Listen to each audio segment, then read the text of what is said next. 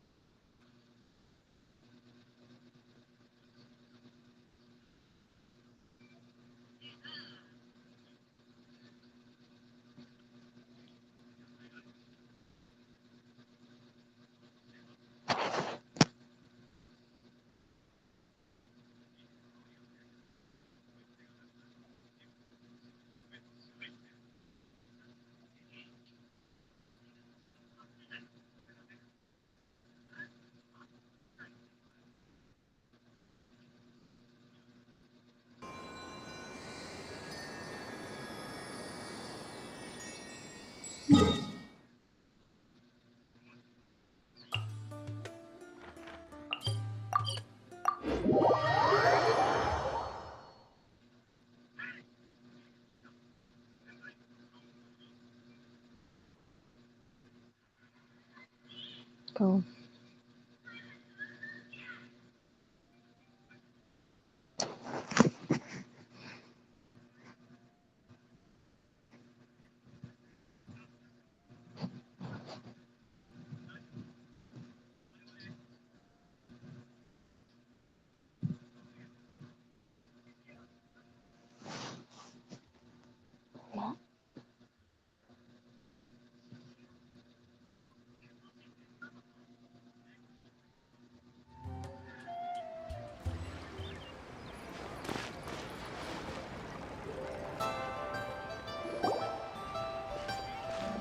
Paimon votes we go say hi to Xiangling first.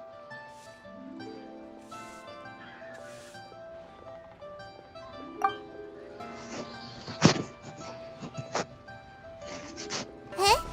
Xiangling? What a pleasant surprise meeting you here! Oh? Why, the pleasure is all mine, as is the surprise, surely. It must be fate that brings us together in this place. How have you fared as of late? I sense you are older and wiser than the last time we met. It seems your travels continue to yield valuable insights. You are too kind. So, Xiangling, are you here to listen to stories over tea again? I had originally planned to set out after this last round of tea. However, I had planned to take a walk to Chingsha village and gather some nascent bamboo shoots, which are currently in season. A villager there once gave me a small sample, and they possessed a most excellent flavor. Huh? Nascent bamboo shoots? Why can't you just use normal bamboo shoots instead? Wait, Paimon knows! Because Zhongli prefers the finer things in life, right? Okay, Mr. Particular, let me guess. Ahem. The nascent bamboo shoot has a uniquely tender texture and a delicate sweet taste that its normal cousin cannot match. An astute observation, Paimon. You know me well indeed. Lantern Rite is almost upon us, but besides the bamboo shoots, there are a few other items I have not yet procured from Director Hu's list. May I ask if you have already made arrangements for the days ahead? Well, we were planning to use the opportunity to say hi to some of our friends, but before we were able to figure out a schedule, we ran into you. Well then, might I invite you to imagine the sheer delight that is a soup cooked with the freshest nascent bamboo shoots in all the land. You're doing this on purpose, aren't you? Paimon's onto your plan. You just want to hoodwink us into fetching your bamboo for you. Why, I assure you, I would do no such thing. I merely wish to inform you of the freshest, most succulent and flavorful bamboo shoots one could ever hope to taste. You! Ugh. Let's go, Traveler. Paimon's taste buds can't take it anymore. Collecting a few bamboo shoots shouldn't take too long. Paimon has gotta get her hands on some of that soup. Such fine specimens are indeed well worth the excursion. Very well. I shall leave the bamboo shoots to you. Should you have the good fortune to find some, please share them with me as well. See? Paimon knew he was just bamboozling us. However, there is no need to rush. The streets of Liyue will be bustling with visitors and filled with all manner of celebrations during the festive period. By all means, go wherever your interests lead you. The nascent bamboo shoots would be but a wonderful final touch to a most exceptional feast. What an honor it would be to savor them in the company of friends. Asa? We're heading out. Enjoy your walk, young Lee. Take care now, you two.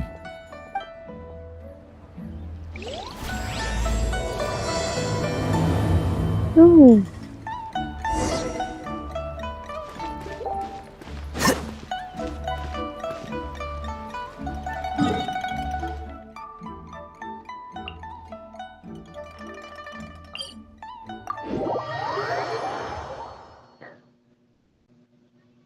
Okay.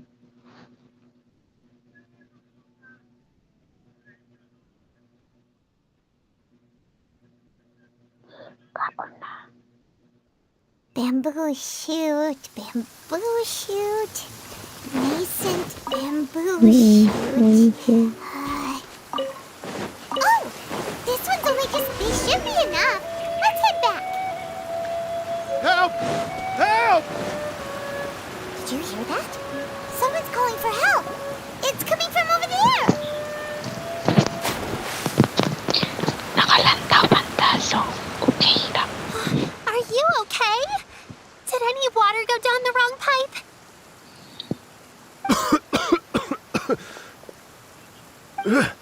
I think I'm okay now. Thank you so much. That was scary. Well, at least you're all right. All thanks to your savior here. Oh, a little girl? Greetings, everyone. My name is Yao Yao.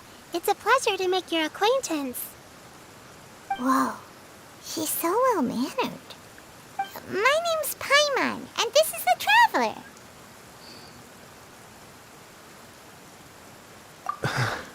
I'm Dvorak, a musician from Fontaine. I came through Stone Gate intending to head towards Liyue Harbor, but then I became captivated by the beautiful scenery. And before long, I was completely lost. Just now, I was so mesmerized by the waterfall that I slipped and fell into the water. If it weren't for Miss Yao Yao's help, I shudder to think what might have happened. It's alright, Mr. Dvorak. The splashing around the bottom of the waterfall means the stone path is always wet and slippy. You definitely have to be careful. Next time you're exploring an unfamiliar environment, try to focus on what's right in front of you. Don't let your mind wander. As long as you watch your step, accidents like this won't happen anymore. Yes, ma'am. I understand. I'll remember to be more careful next time.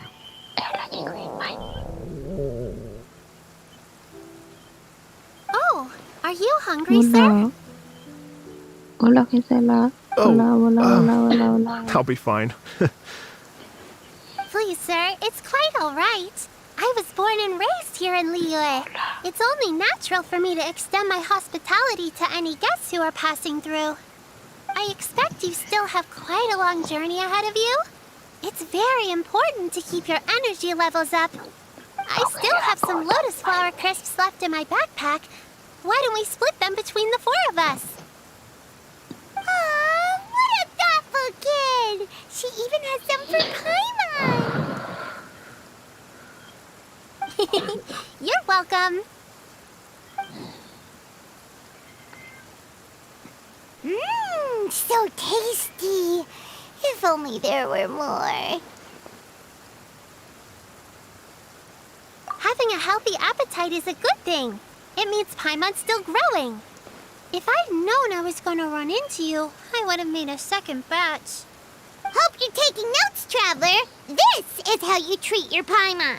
Grabe. What do you think, sir? Are Leo's snacks to your taste? I'm amazed. I wonder if they're not sweet enough. No, they're perfect. When I was traveling through Mondstadt, I had a chance to try one of their moon pies. It had a meat filling, unlike these crisps. But apart from that, it seems like they follow a similar cooking Wala, process. dili. Both are delicious in their own way. As for Fontaine's cooking, though, it's been a long time since I've had a taste of home. Sounds like you spend a lot of time on the road, huh? Dari. I do. It's part It's of my not about job. movie. I'm one of the main organizers of the Iridescence Tour. Iridescence tour? Kabalo ko sa mga reply. Button siya.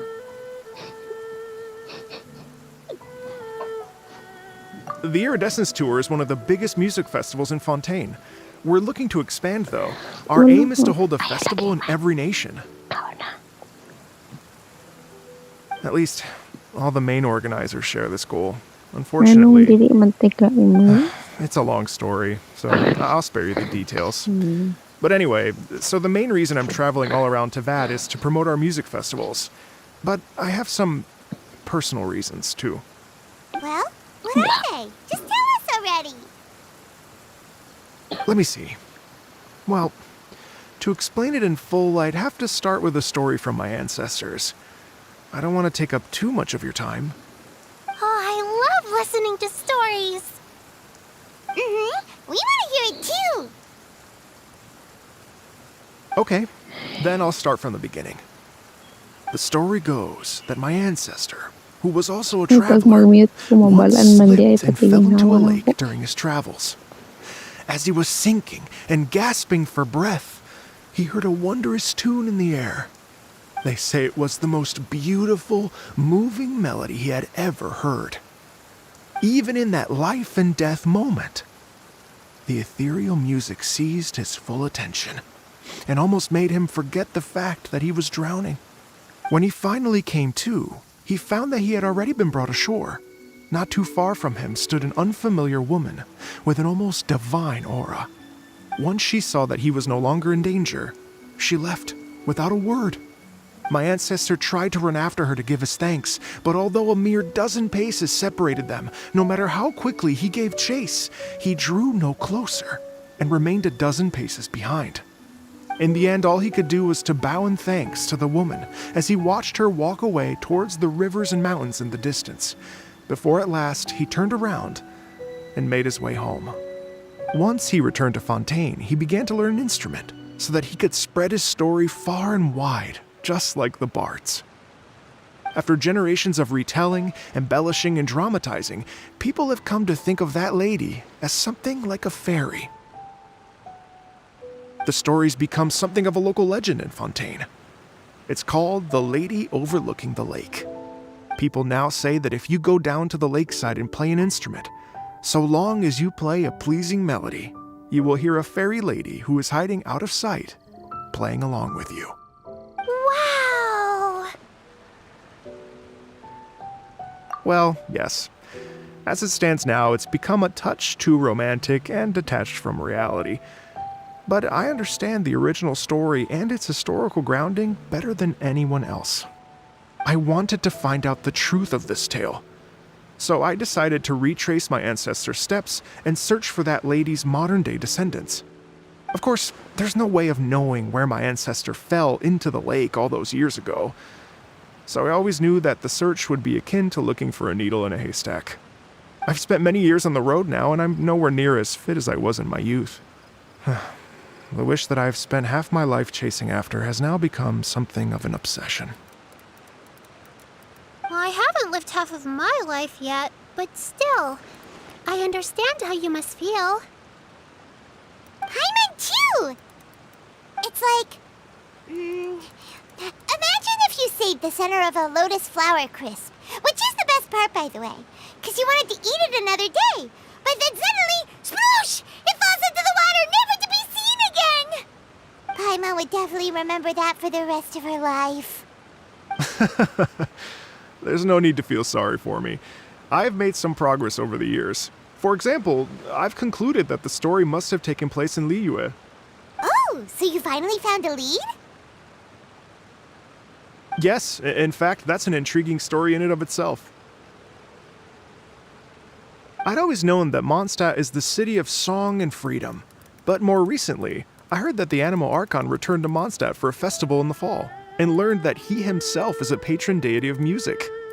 So I prayed for the Anemo Archon's guidance in the Mondstadt Cathedral, and as soon as I set foot back outside the front gate, I noticed a cluster of leaves being blown in the wind further and further west, towards Stone Gate. A friendly local told me that this meant the wind was guiding me in the direction of Liyue, so I followed their advice and made my way here.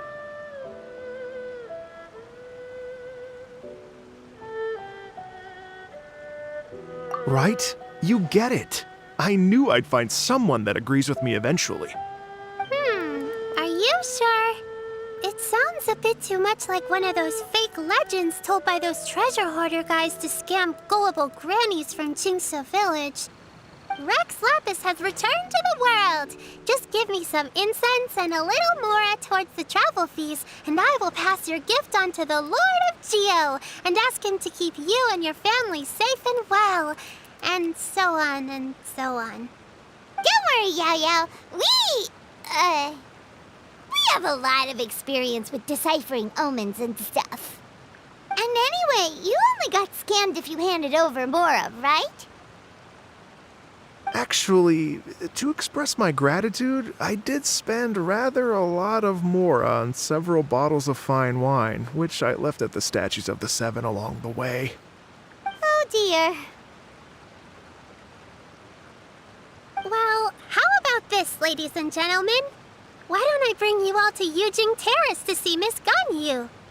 I don't know very many people, so I can't help you out much. But Miss Ganyu and the Qixing know just about everything. If you've been scammed, they'll help you get your Mora back.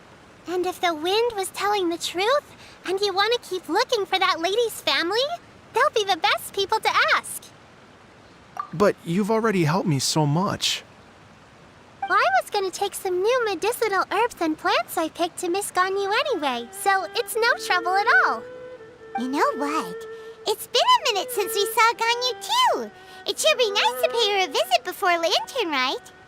All right, well, my sincere thanks to you all. I will never forget your kindness.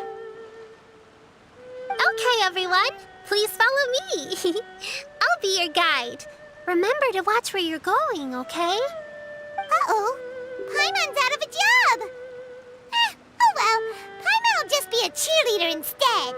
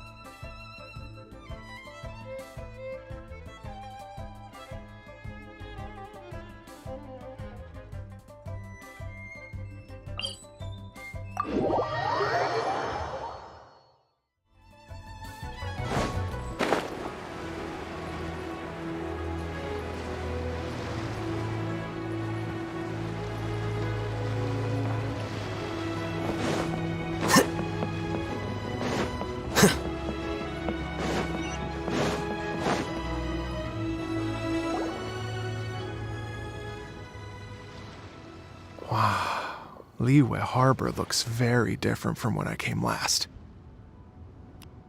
It's almost as if I'm listening to the same melody, but with a richer timbre and new variations added. Well, we are here Lanternite after all. It only comes once a year, so they always have a big celebration. It's fair to say that this time of year is when Liyue Harbor looks the prettiest. Great. Let's go and check it out. I can't wait to get into the city and see it all up close for myself.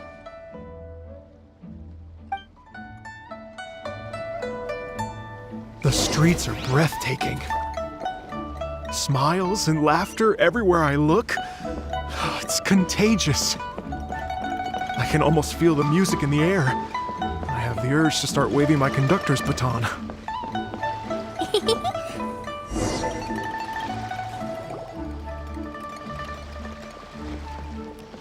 Hey everyone!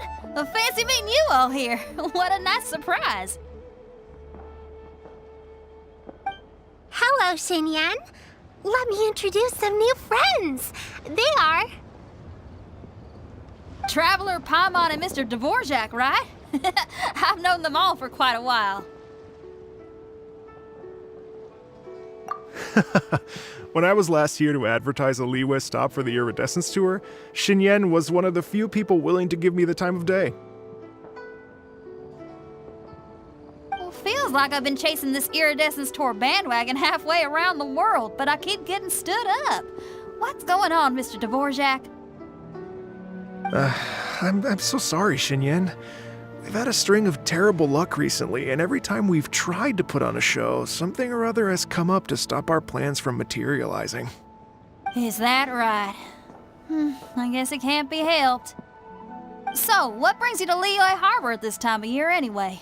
Thinking of putting on a music festival during the Lanternite celebrations? A Lanternite music festival? Yes, please! No, I'm actually here on personal business this time. Oh, so no Lanternite music festival? I mean, that's not just up to me. Hosting a music festival takes a lot of funding and personnel. Moreover, I've never worked with the Liyue authorities before. Even if I were to start putting something together right now, I think it'd be too rushed. Wait, but we're going to meet the Liyue Qixing, aren't we? And they're the ones in charge. Uh-huh, that's right. Miss Kuching and Miss Ningguang can make anything happen. You mean... what? This is the perfect opportunity! Well, sure, it might not work out, but it can't hurt to bring it up as a suggestion. That's the spirit! See, even the Traveler agrees with me. Mr. Dvorak, don't let yourself be put off by the fact that a few things haven't worked out recently. As for the performers, I can put you in touch with some local artists.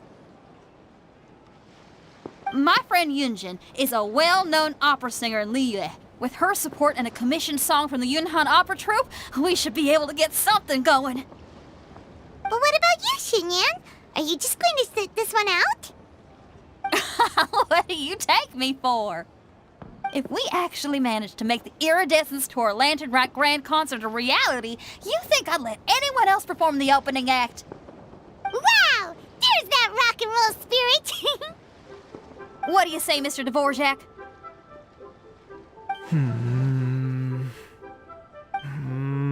Okay. I'll give it a shot. But the opening act is not something to be chosen lightly, Xinyan. I will judge your work by the strictest of standards, so please make sure you are fully prepared. Are you kidding? I thought you'd never ask. Whew, guess my shopping time's getting cut short. I'm gonna head back right away and start working on this. Yao Yao, if you run into your senior on the way to the Qixing, please send her my regards. Okay, I promise I will. Good luck with your music, Xinyan. You've got this, Xinyan! So about the senior of yours Xinyan mentioned just now, is that anyone we know? Yes, it's Xiangling. She's mentioned you two before.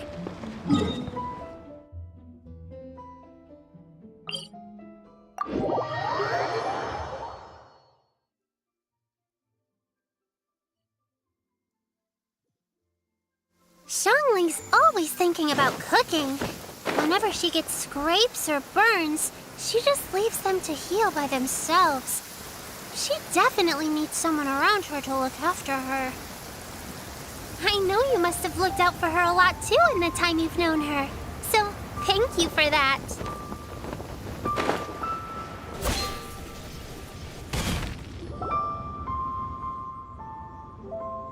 Oh, it's Master!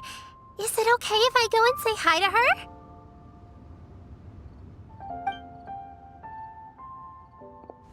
Oh, calm down now, dear. I'm not about to run off anywhere. I'm not a bundle of energy like you. I haven't seen you in days, Master! I've missed you.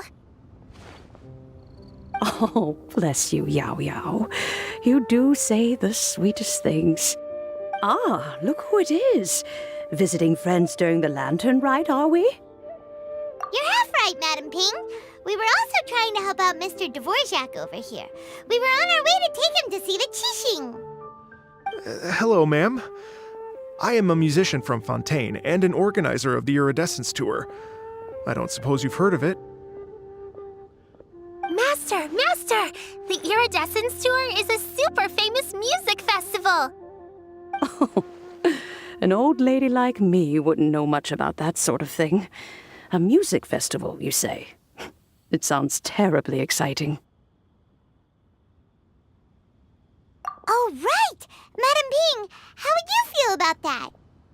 You're an elder of Liyue, and you know all about Liyue's cultural traditions. Hearing your thoughts would definitely help us figure out how best to approach it. For example, do you think it might be a bit too modern, or is there any other issue? Why, not at all. Music pays homage to history and culture, and it can also be a bridge between different civilizations. Times change, and the music enjoyed by the youngsters of today is no doubt very different from the tunes I was accustomed to in my youth. Nevertheless, all fine things in life can be appreciated. And so, I look forward to it immensely. Hear, hear. I do believe that, my own dear grandmother aside, you are the wisest old lady I've ever met. Goodness gracious, you're all being suspiciously sweet today. Yao Yao, whatever have you been feeding them?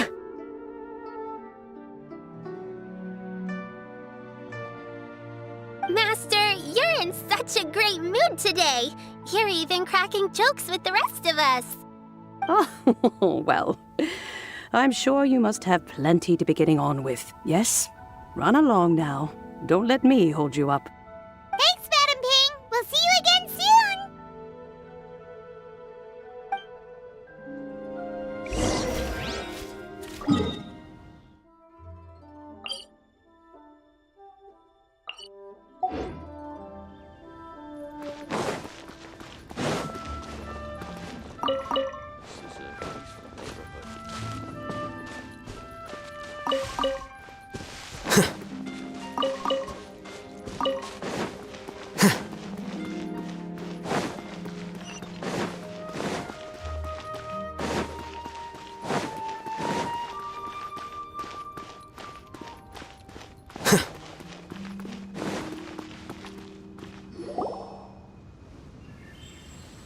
And when you meet with the Ministry of Civil Affairs, please remind them that the festivities are not an excuse to procrastinate their work. Understood, Miss Ganyu. I'll take my leave now.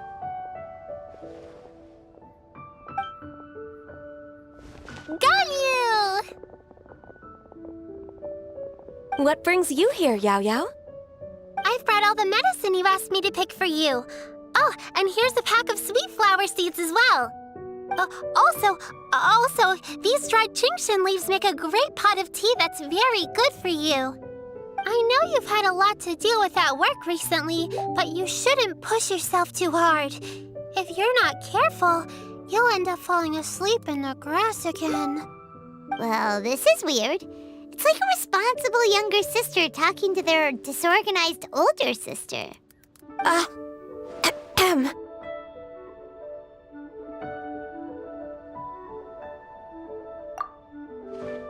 Thank you, but Paimon's criticism is quite valid. I do have a tendency to neglect matters outside of work, and that's something I should improve on.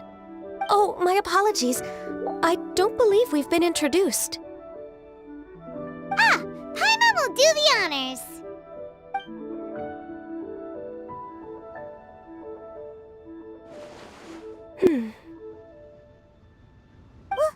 What's wrong? Did Paimon go over everything a bit too fast? It's definitely an ambitious plan. If there's anything you didn't quite catch, Paimon's more than happy to go over it again.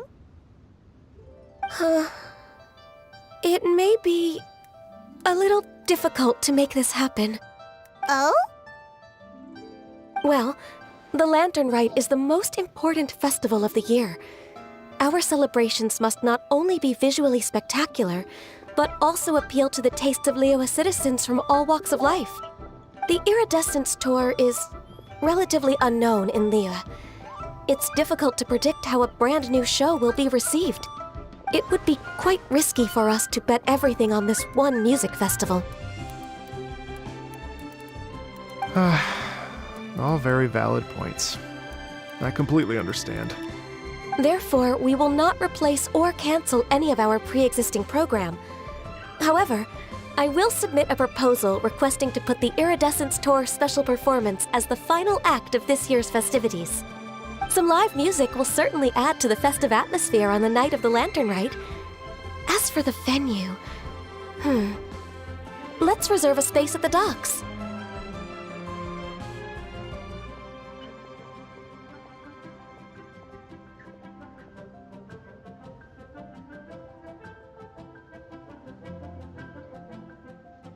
Yes, my thoughts precisely.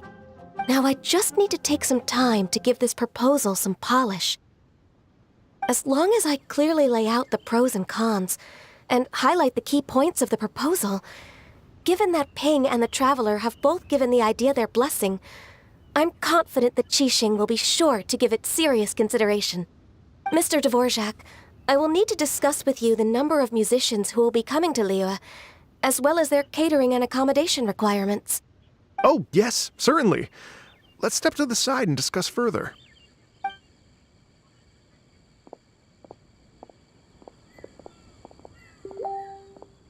As soon as there's work to do, Ganyu's as diligent as ever. I couldn't agree more. Master once said that everyone has things that they are good at and things that they are less good at.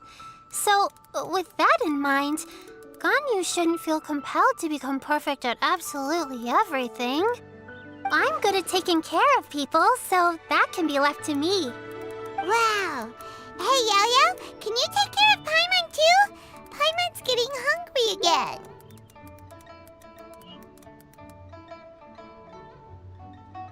I'm afraid my backpack's empty now, but if you let me know what you like, I can bring you some of your favorite dishes next time we meet.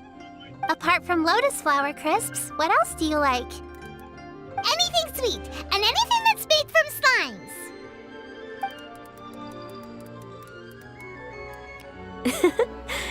Here's what I've drafted so far. Anything else you want to add? No, this is excellent. I'm racking my brains, but I don't think you've missed a single thing. Perfect. Then we'll leave it as is. I'll go make an official copy. Oh, perfect timing. We were just wrapping up our discussion here.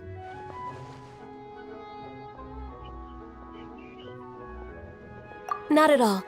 Every second counts for a complex proposal such as this. I will inform the Qixing of this development immediately. Please give me a moment to pass on the message. Yao Yao, thank you for bringing my herbs. I will make sure to take them. Remember to make tea from them first, Ganyu. You mustn't just chew them raw. I will. Okay, I should be getting back. If Yo-Yo stays out for too long, Mom and Dad will be worried sick.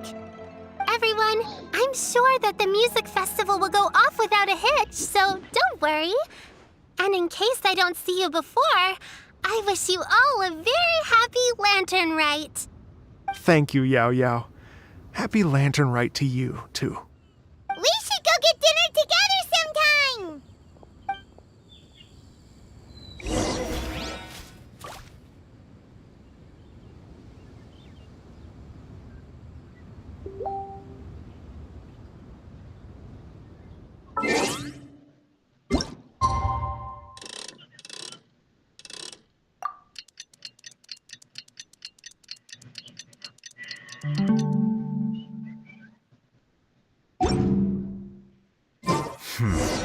There. Greetings, traveler, Paimon, and Mr. Dvorak. Call me Kuching. Ganyu has brought me up to speed on everything. I'll get straight to the point. The Qixing have approved Ganyu's proposal. Over the next few days, I will be working with Mr. Dvorak on behalf of the Qixing to facilitate the organization of this concert. Yay! That's awesome!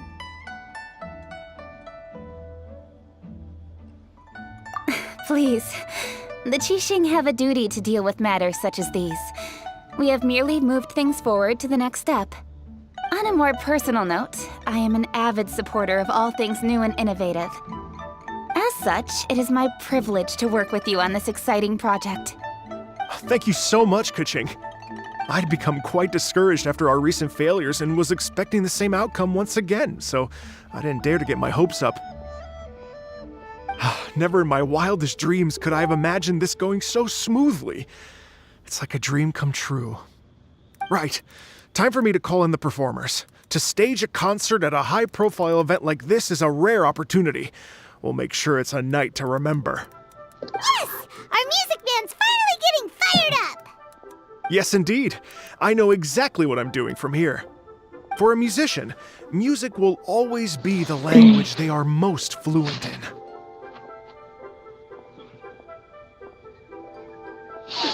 Oh, that. Well, that can wait for another time. Oh. Ganyu? What's wrong? They told me all about Mr. Dvorak's situation, but I was so engrossed in drafting the proposal that I forgot all about it. Oh, that's quite all right. I don't even know what the person I'm trying to find looks like, so it was always going to be a long shot. Don't worry about me, Ganyu. Your time and energy are needed elsewhere. I'm sure you already have plenty to deal with between this concert and everything else going on during the Lantern Rite. Thanks. It was just that I had a few initial thoughts when I heard your story.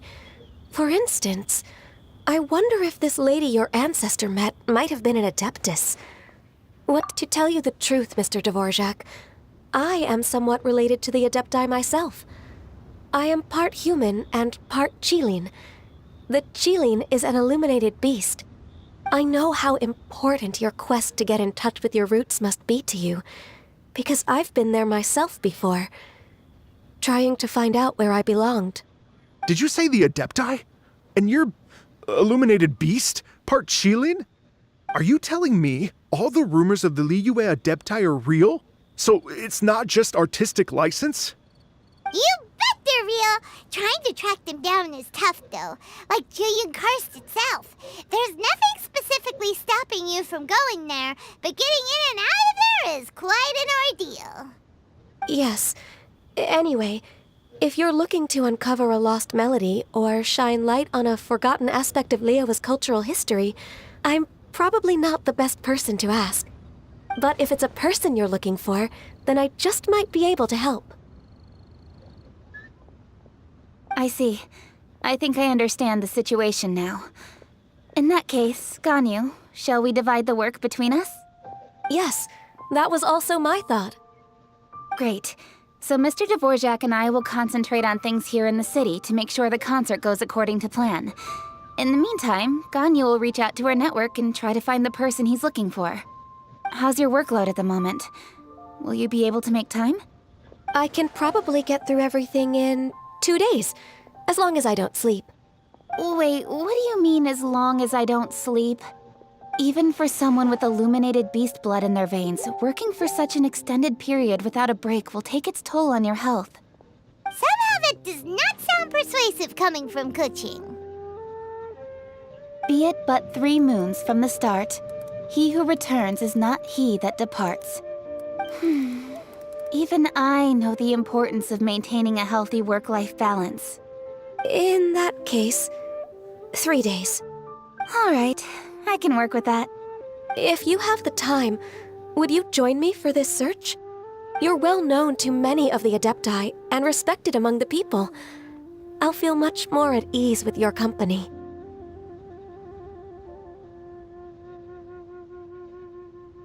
Okay, then let's meet back here in 3 days.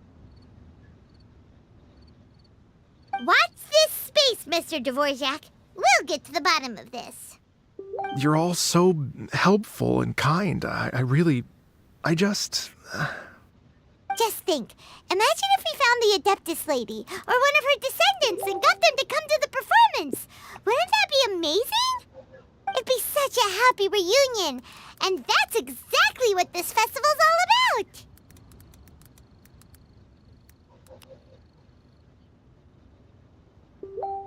You're right. Okay, I'm gonna pull out all the stops to make this lantern rite a true extravaganza. We should probably get going. Mr. Dvorak, could you come with me to confirm the site? Ooh, we're coming too! I was wondering, what are your thoughts on...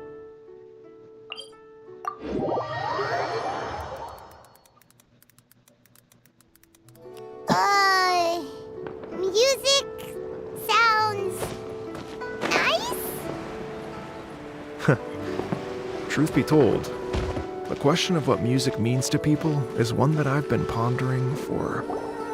Lady Yuhang? Baiwen, what is it?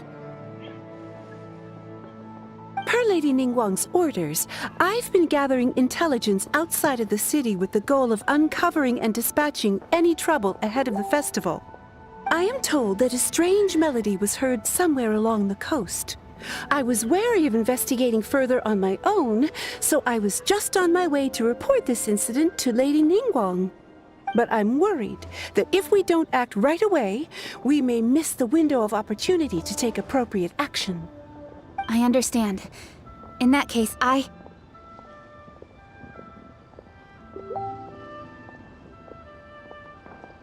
Kuching, you're busy enough as it is. There's a ton of different things in the city that needs your attention.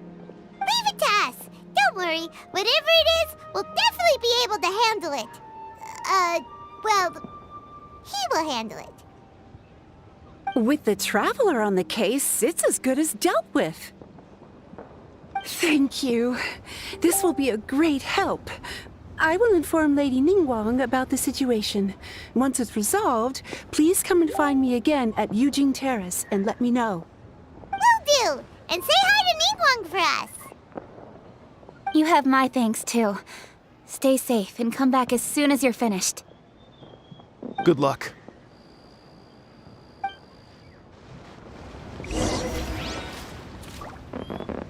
Let's revisit this question after the concert.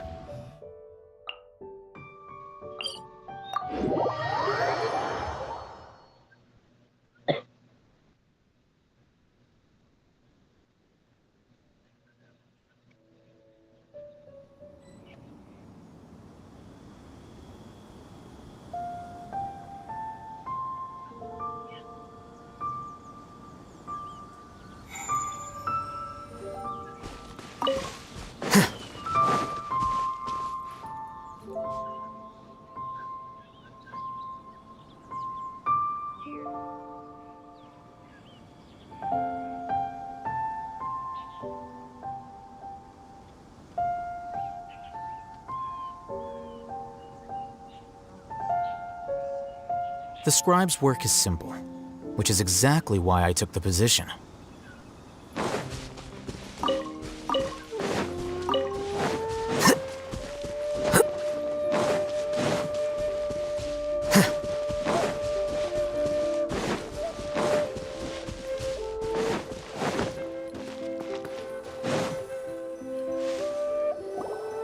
Byron said the strange tune was coming from around here, right?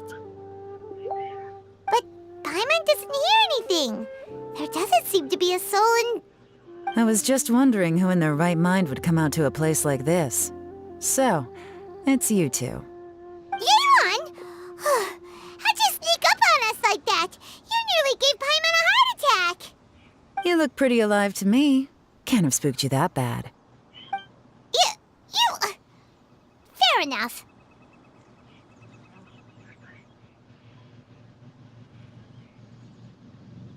Ah, you're here for that too? Saves me a bit of explaining. Come with me. I've already reconned the perimeter, so we should be safe.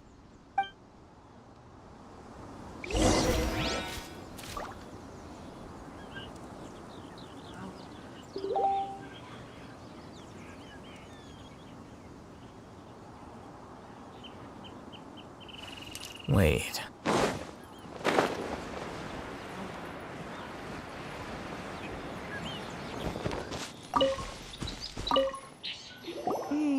The stuff by the door is in pretty good condition, though. It can't have been too long ago that someone was last living here.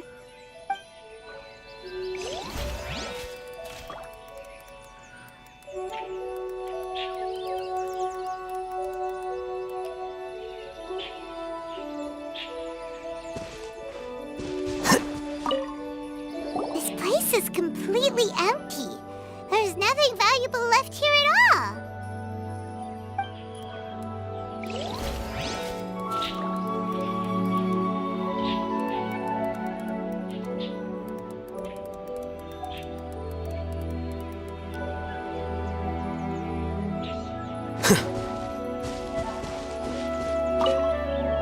The doors and the windows are all fine, so there definitely wasn't a break-in.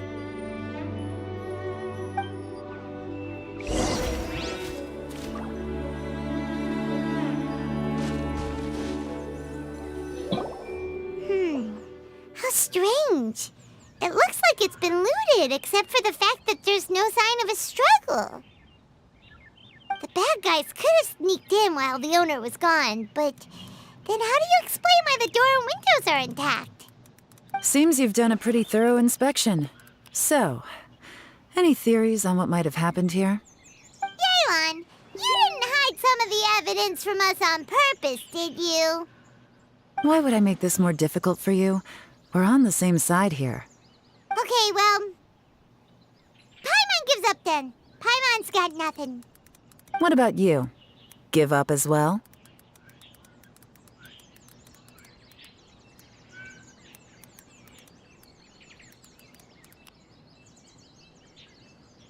Yep. It's not obvious at first sight, that's for sure. To be honest, I was only able to put it all together because of some background knowledge about this area. A long time ago, there used to be a group of bandits in the Liyue countryside who would sound a horn every time they were about to raid a village. But it wasn't a rallying cry to rouse their fellow men. It was a disconcerting tune, meant to intimidate the weak and warn them of their impending doom. To escape with their lives, the villagers would abandon their homes and flee overnight, taking only their most valuable belongings with them. Everything else was left behind. The bandits were eventually brought to justice, but the fear and trauma remained in the villagers' hearts. Whenever they heard that melody, they would feel like their lives were in danger once again, and flee immediately. The culprit of this crime exploited that very fear to get access to this house without having to force their way in. Whew! That's quite the story. The victims obviously will have gotten quite a fright, but at least they won't be in any great danger. The important thing now is to find this copycat criminal.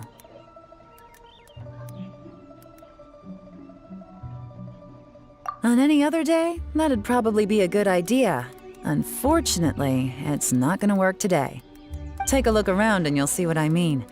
This criminal is clearly well-versed both in using music to commit crimes and in making a clean getaway.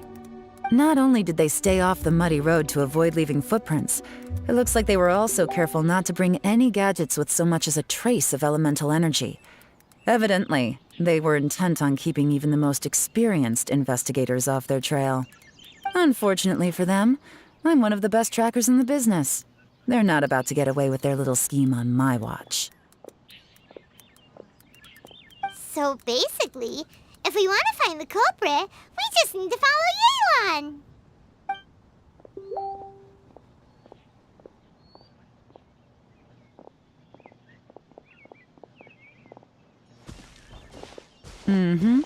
As long as you can keep up. Since the culprit's trying to be cautious and low risk, I'll bet they left through an area with some vegetation for cover, but not so much that it would slow them down.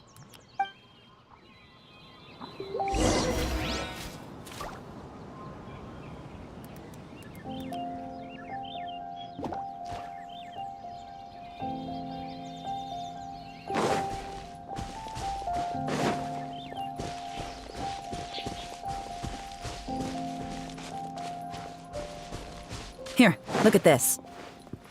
These tracks are superficial, but they definitely didn't occur naturally.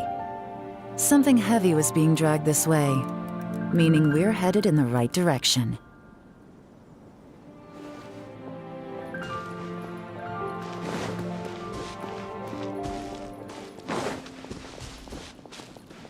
Huh. Their pace has increased. Normally, people carrying a heavy load slow down as their journey goes on and they start to tire. Whatever's motivating them to speed up must be psychological.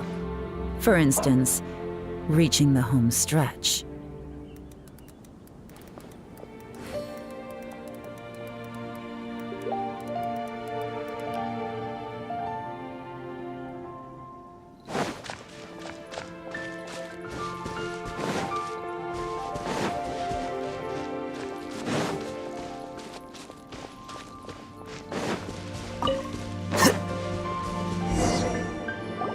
There they are! Look! A treasure hoarder tent!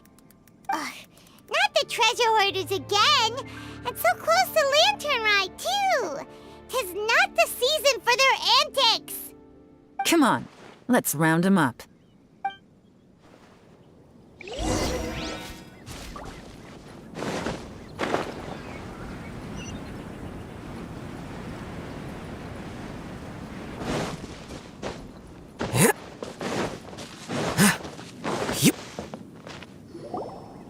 Hey!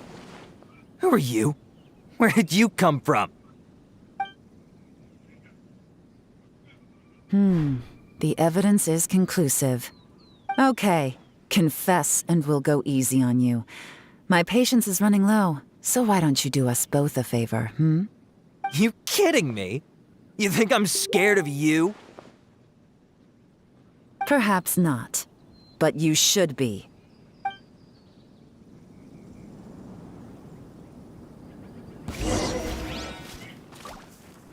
Quietly now.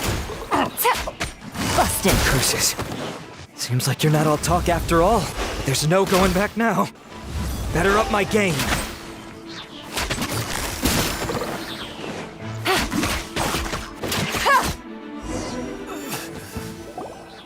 Mercy! Have mercy! Oh, it's a little late for that. I've come this far, I might as well finish the job. I surrender! I surrender, please! I'll do whatever you say. Please have mercy. Tell us everything. You have one chance, and I'm warning you. Don't make me ask twice. I won't, I swear.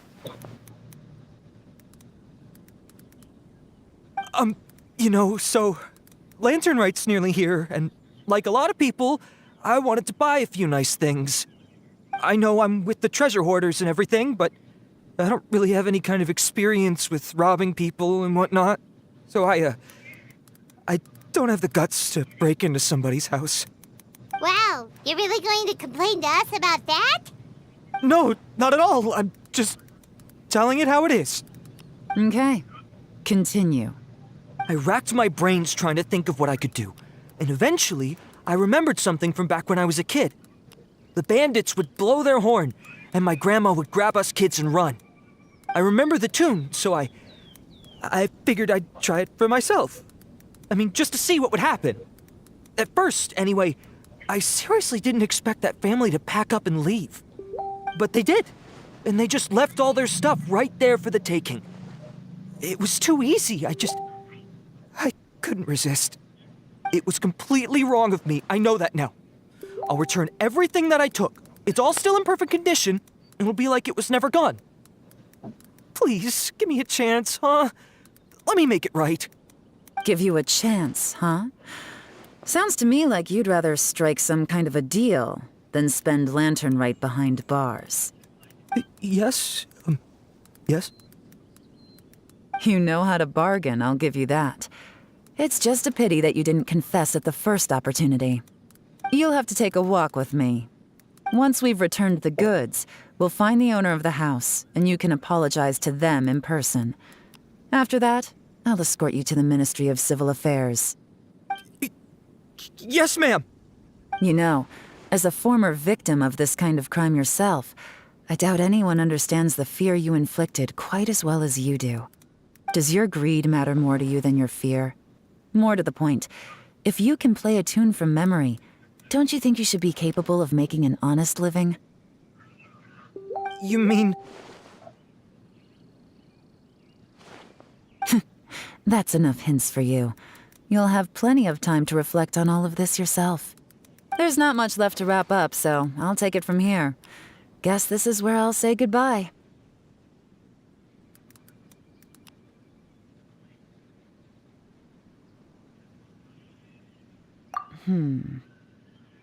What is it?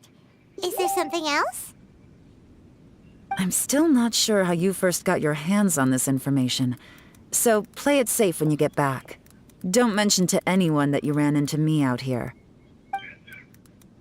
You helped a lot with the investigation and arrest anyway, so it's perfectly fair for you to get all the credit. Just take it. It works better for me, too. See you when I see you, and happy Lantern Rite. Leon's such a pro at this. With her taking it from here, it's as good as resolved. Whoosh! Random event, a strange melody, complete. Although, it's kind of a shame that we never got that treasure hoarder guy, because Paimon's curious, that's why. It's like when you have a tune stuck in your head, but you don't even know what it is. It's driving Paimon crazy. When we were chatting with Mr. Dvorak, music seemed like such a positive thing. And most music is, right? It can help us relax, feel all warm and fuzzy, recall happy memories, or even just think happy thoughts. Paimon never imagined that music could be used to commit crimes. Oh, really? Huh. Makes sense. Paimon's musical understanding improves again! Well, anyway, now that everything's resolved, let's get back to Liyue Harbor. Byron's still waiting for us with our random event rewards.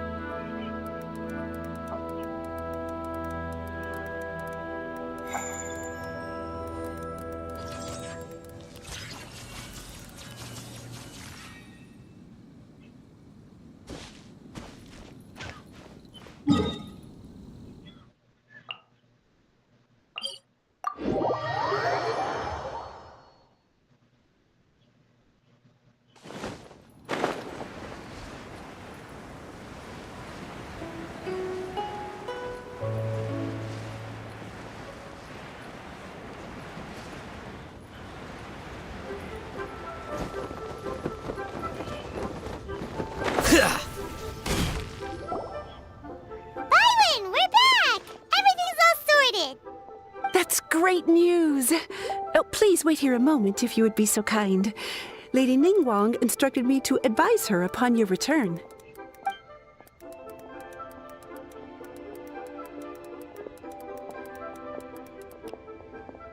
My greetings to both of you. Long time no see. No need to be so formal with us, Ningguang. We've known each other for a long time now. You must be super busy with all the preparations for Lantern Rite. Don't mind us. On the contrary, I think it is those that I have known longest to whom I should extend the greatest courtesies. Alas, on a different day, I would invite both of you inside for some tea and a brief respite from your travels. But you're quite right. Trivial matters aside, there's no escaping the fact that we have a grand concert to organize. Once the performance itself is over, we'll then need to invite the representatives of the Iridescence Tour for a discussion on future collaboration opportunities. The financing arrangements alone could well entail many rounds of discussion.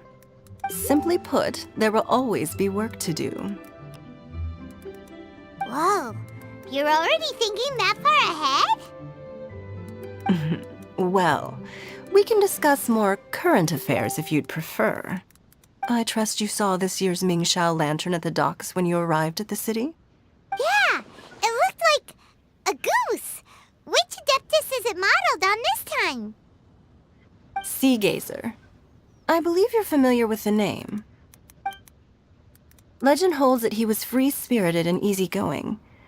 People described him as a cheerful soul and a loyal friend. On this marvelous lantern rite, we pray that the fallen heroes may be guided home. If the sound of music can flow like the rivers and streams into every corner of the land, perhaps the souls of those who have gone before us will hear the song of a new era. I wonder whether the melodies will be to their liking. Oh, they're gonna love them. Paimon's sure of it. At least, if the guy you mentioned is anything to go by, the Adepti and Heroes of the Past sound like a positive and free-spirited, cheerful bunch. They're sure to be open to new music. Well, let's hope so. I heard that you'll be going on a search with Ganyu to find the descendants of a fairy lady from a Fontaine legend. I'm sure this quest to uncover the truth behind an ancient story will turn into a most charming tale. Do share it with me, won't you? I couldn't bear to miss out.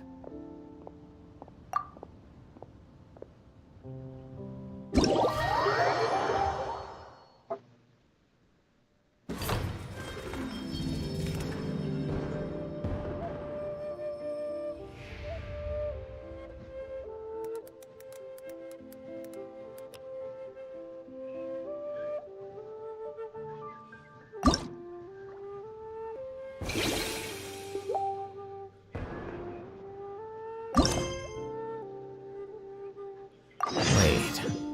Huh? No. Whatever.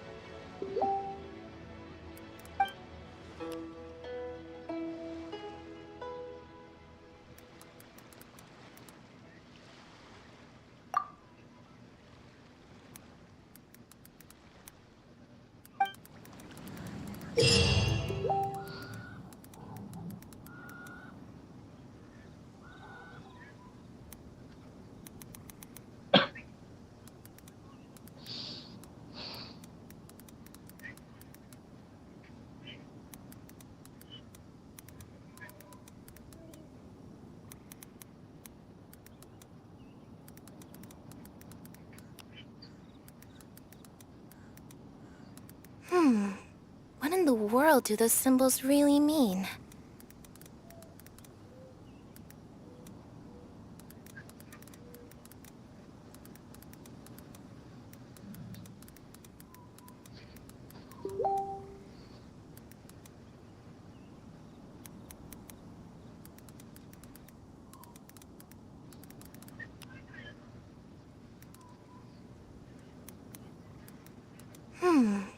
What in the world do those symbols really mean?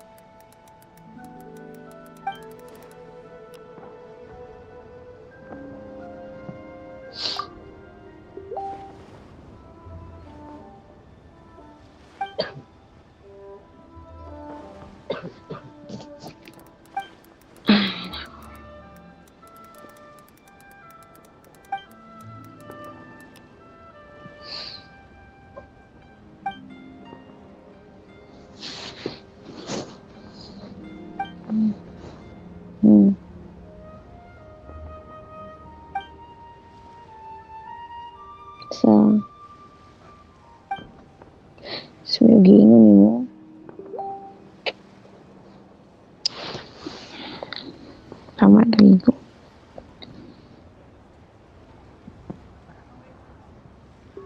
Hmm.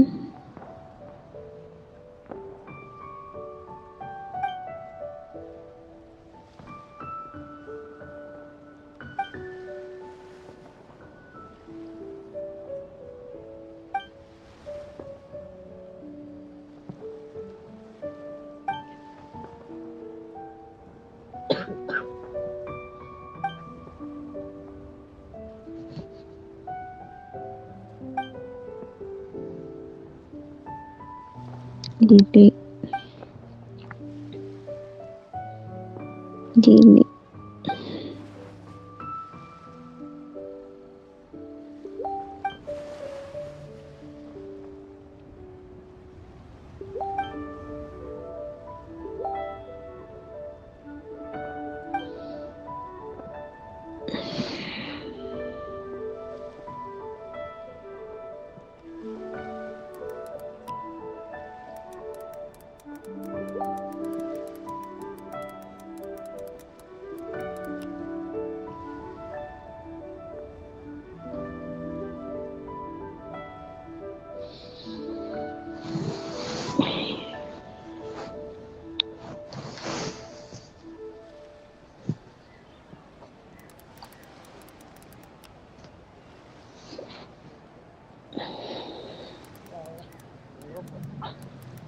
Yo.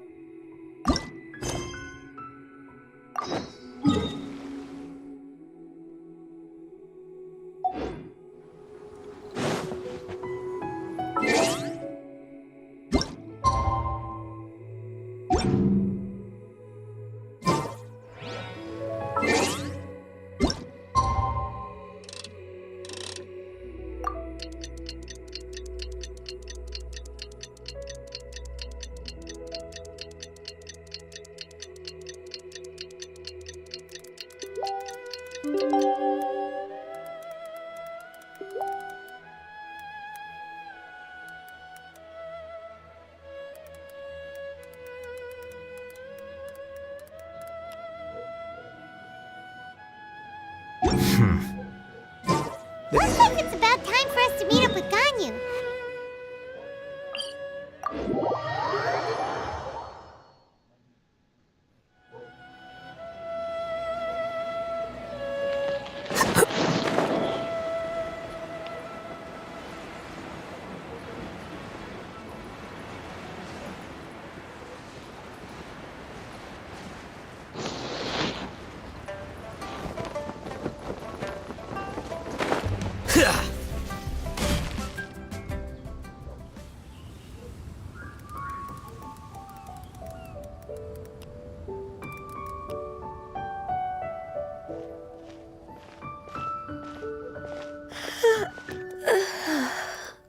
Greetings, Traveler and Paimon. What time is it? Are you okay, Ganyu? You were nodding off there. Didn't you sleep well last night? I'm fine. Don't worry about me. Let's discuss the matter at hand. Since last time, I've been thinking a lot about the story Paimon told me.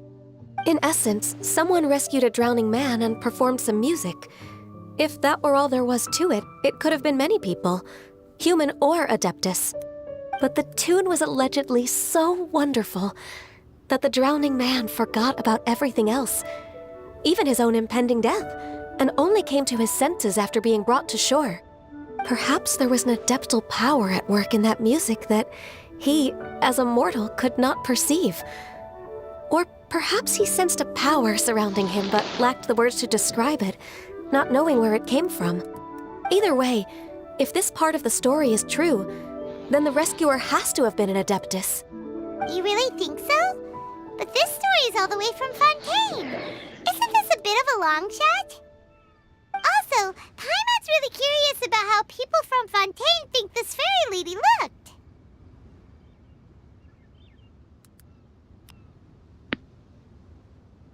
Ooh, like a crystal fly's wings? That would be pretty cool. But Paimon definitely can't imagine any of the Adepti looking like that. Actually, Ganyu, if you had to save a drowning person, how would you go about it? Huh? Me? Well, I'd get them to the shore, and then I'd probably hide behind a tree and watch them for a while. Once I was sure that they were going to be okay, I'd slip away without a sound.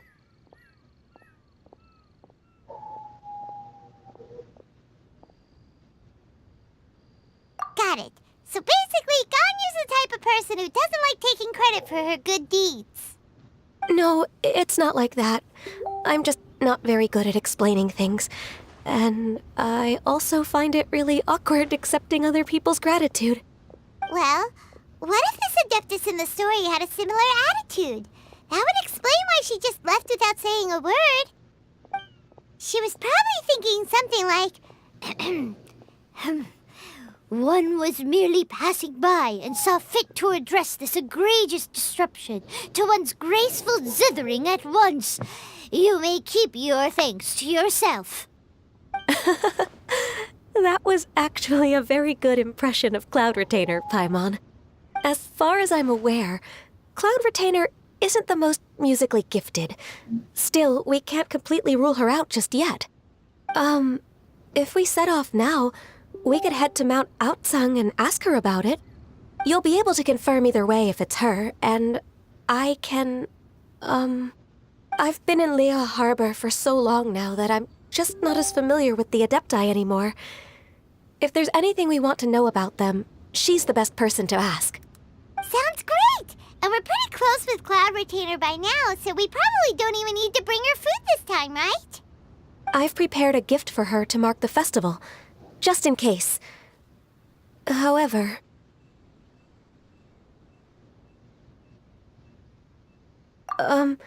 Cloud Retainer spends most of her days studying mechanisms in her abode. She's on her own so much of the time that the moment she has someone to chat with, she just... Never mind. I promised I'd help Mr. Dvorak, and now that I've made the contract, I can't be having second thoughts. Traveler, Paimon, let's set off for Cloud Retainer's abode. Seems like this is a tough decision for Ganyu, but she's made up her mind now. Paimon gets why she'd be so anxious. Okay, how about this? If Cloud Retainer tries to start telling stories about her again this year, we should pipe up and change the topic. Wait, did she leave already? Hey, Ganyu, wait up!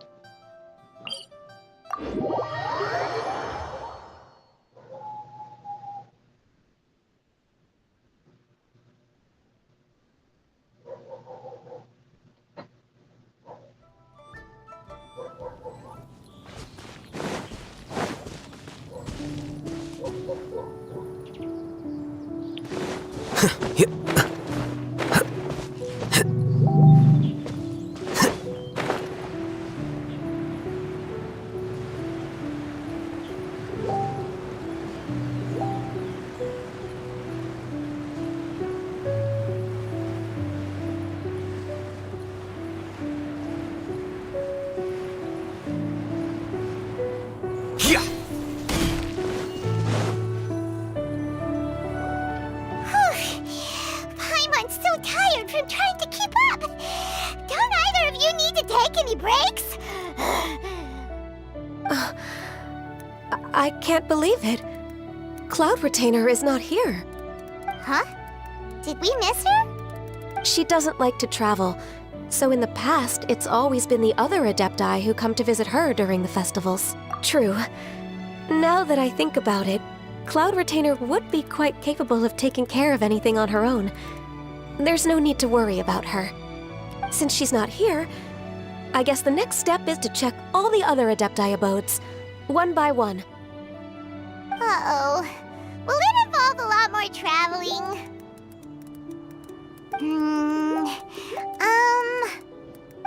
Got it!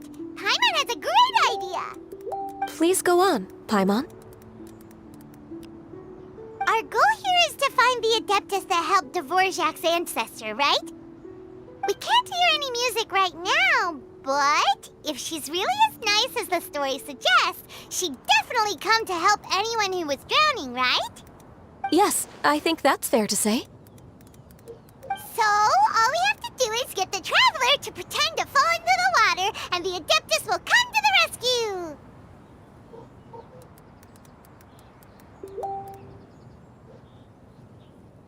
You know perfectly well that Paimon can't swim! Paimon would sink like a rock!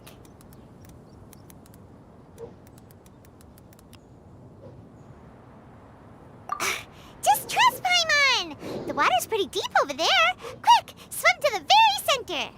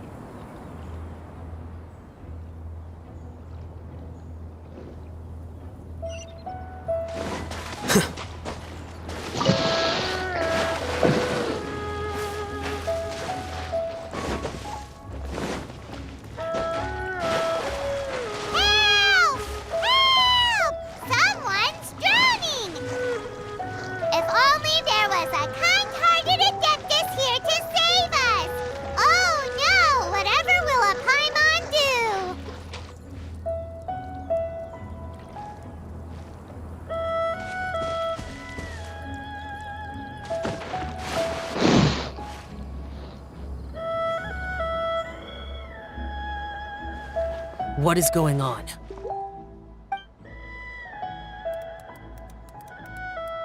How do you feel right now?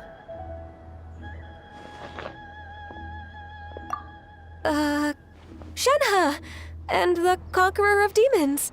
Why don't you say something? Please don't make Paimon explain it.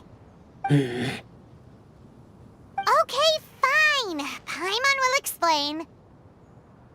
We're looking for an Adeptus who's good at being a lifeguard and playing music. But if the Adepti aren't gonna stay home, then how are we supposed to find them? It wasn't me. Yeah, so this Adeptus is most likely a woman. And I am not an Adeptus, as you both already know, Traveler and Paimon. Okay, so this is Paimon's fault. No way Paimon would have suggested this idea if she'd known how awkward this was gonna be.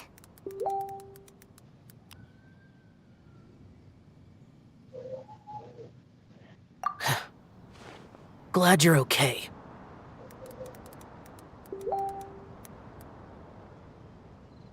As far as I know, the one you seek is no Yaksha. And one last thing. Your actions here caused others a great deal of worry. Do not repeat them again in the future. As ever, the Conqueror of Demons comes and goes, just like the wind. Right. I didn't dare to say a word just now. How's your training going, Shenhe? Have you made any plans for Lantern Rite? We could spend it together in Liyue Harbor if you'd like. I had planned to spend the festival with Master this year. However... Oh, speaking of Cloud Retainer, When did you see her last? Earlier this morning. She set off for Mount Hulao at dawn. I noticed she was using an Adeptus art of some kind to protect a mechanism that looked like a boiler. Maybe it was a gift for Mountain Shaper. I did not inquire. So we just missed her. Please excuse me for a moment. I think I'll leave the gift in her abode. Sure. Thank you. It sounds like Ganyu and Shenhe have gotten a lot closer recently. Yes. During the summer and winter, I continued to train with Master. In the other months of the year, I have been learning to adapt to human life in Liyue Harbor. Ganyu arranged accommodations for me in the city, and also recommended several work positions for me. But when I try to blend in by referring to her as Miss Ganyu or Lady Ganyu, like the others, she says I mustn't address her like that. Sometimes I'm supposed to copy other people. Sometimes I'm not. It's a little difficult to keep track of everything. Oh, is that what it is? Noted. So, you came looking for Master today because you wanted to ask her about the Mystery Adeptus. Is that right? Yep. Oh, speaking of that, have you ever heard any music while out training in the mountains? Music? What is that? It's... a kind of a happy or relaxing sound. Or, a nerve-wracking sound. Or even a terrifying one. Okay, I'm done. I also left her a note so that she knows where to find us. We won't miss her again. Yay! That's really helpful. Thanks!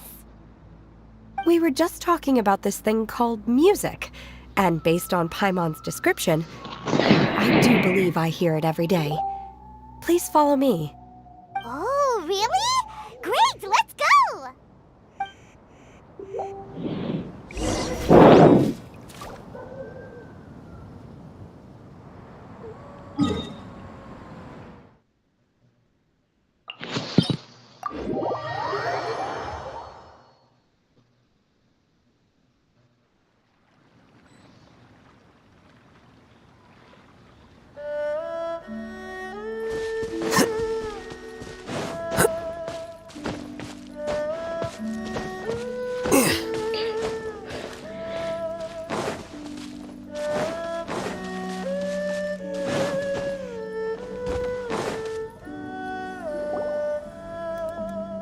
This is the place.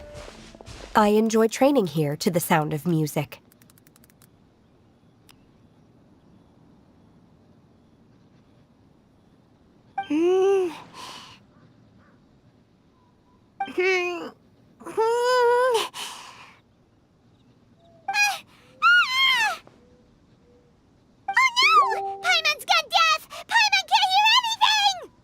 The faint sound of birdsong, the quiet murmur of the streams.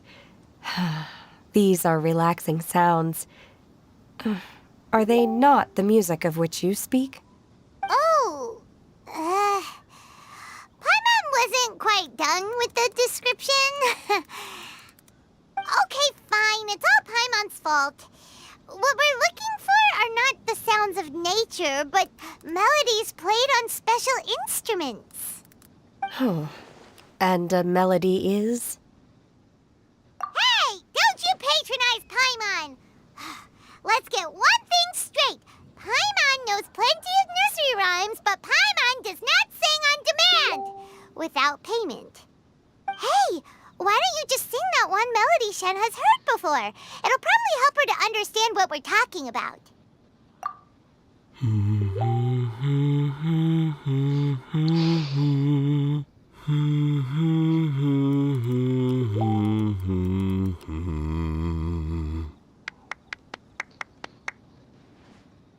Oh, was that from the opera that Yunjin sang?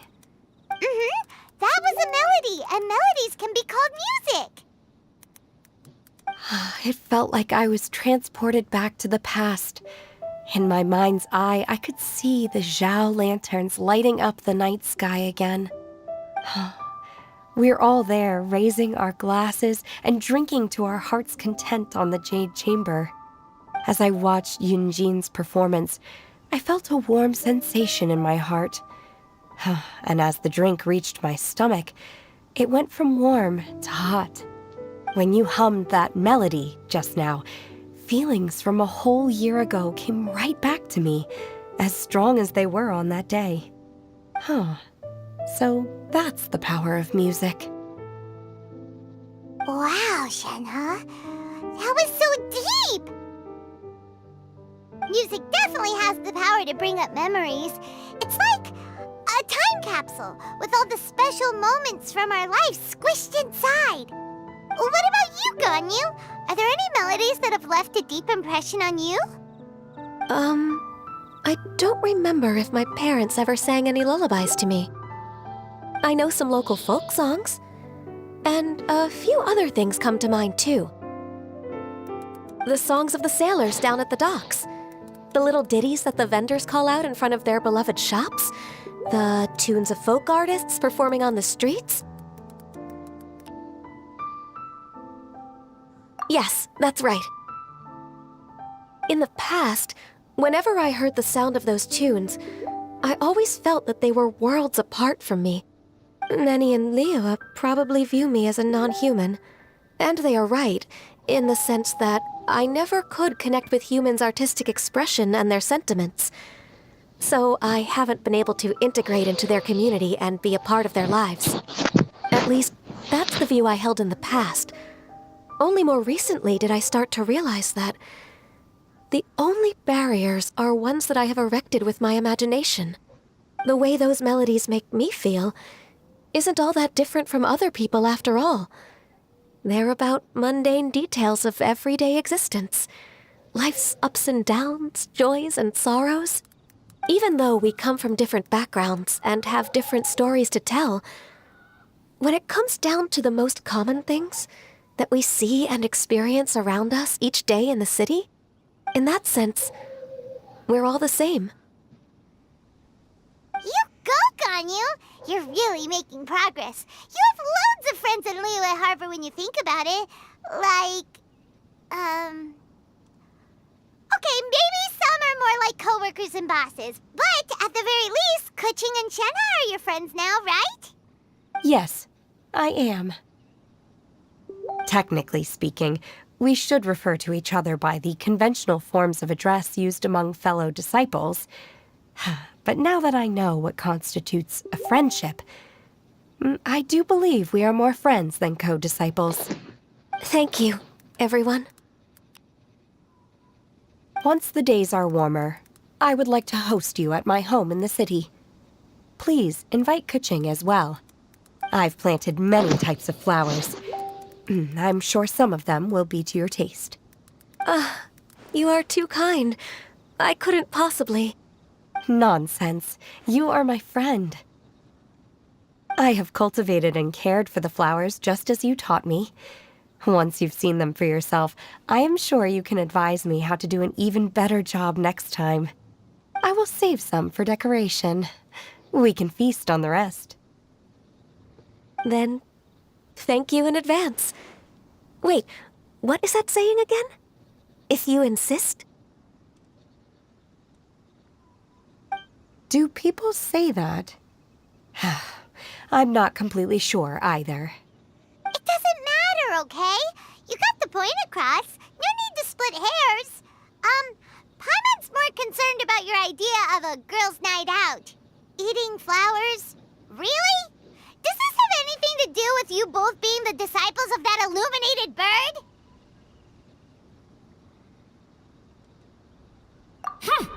Who dares refer to one not by one's Adeptus title, but merely as that illuminated bird? Master. Our greetings, Cloud Retainer. Ah! There it is! The illuminated bird has landed! Double humph. Now she has the gall to use it rather than she, even after being chastised once already? Barely Hardly a moment has passed since we last met, and yet your impertinence has reached new heights. Very well. If you refuse to learn your lesson, one shall scold you no further. One has received your message from Ganyu. On the matter of the Adeptus you seek, one suspects to know their identity. Well, shall one lead the way? I still have to complete my training for today, so I will bid farewell to everyone here. Very well. Await my arrival at one's abode later this night. On this special occasion, you should indulge yourself with some savory dishes.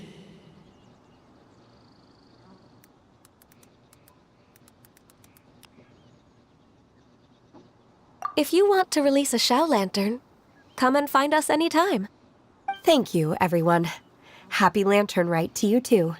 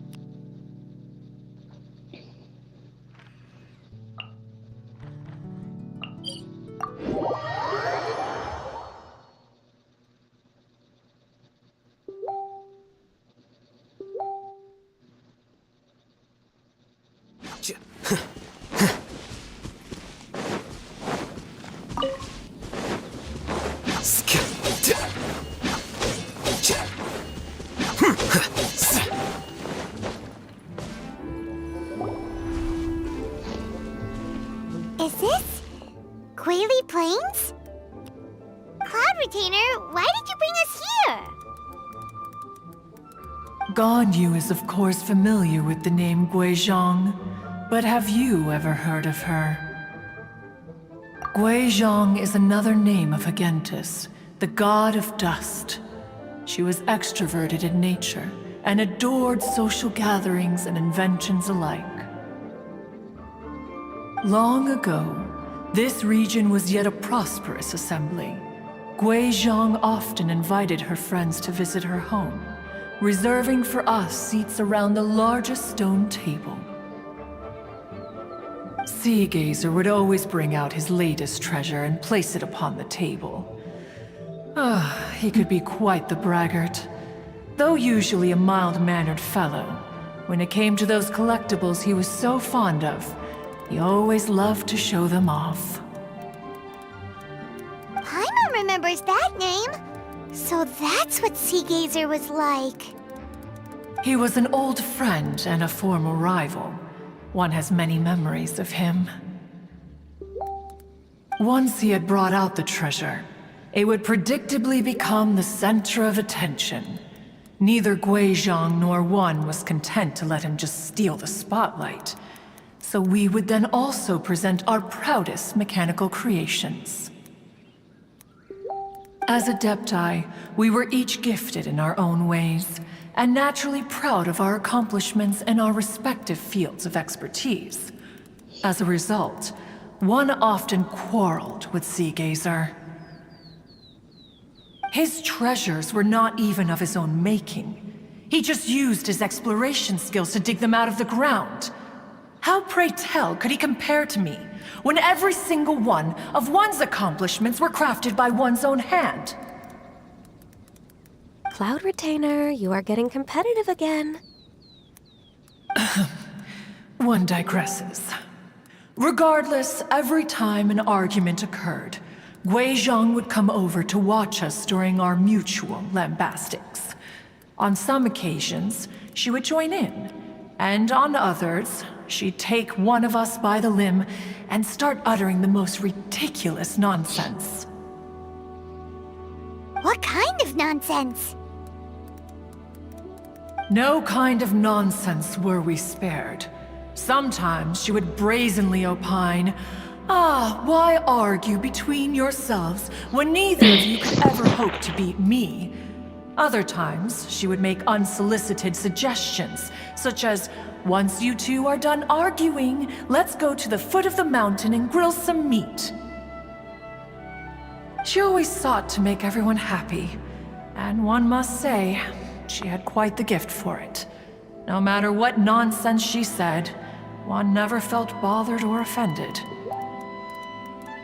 It also helped that she never referred to one as that illuminated bird or ladybird. Come on, get over yourself! Anyway, just as our impassioned arguments would reach the apex of acrimony, Marchosius would bring his delectable dishes to the table. Who would dare snub the stove god and his wondrous creations? At the sight of him, we would all immediately drop the argument and prepare the table for a night of feasting and drinking. Back then, one was always bothered by how the cups Rex Lapis brought were always too square for one's taste.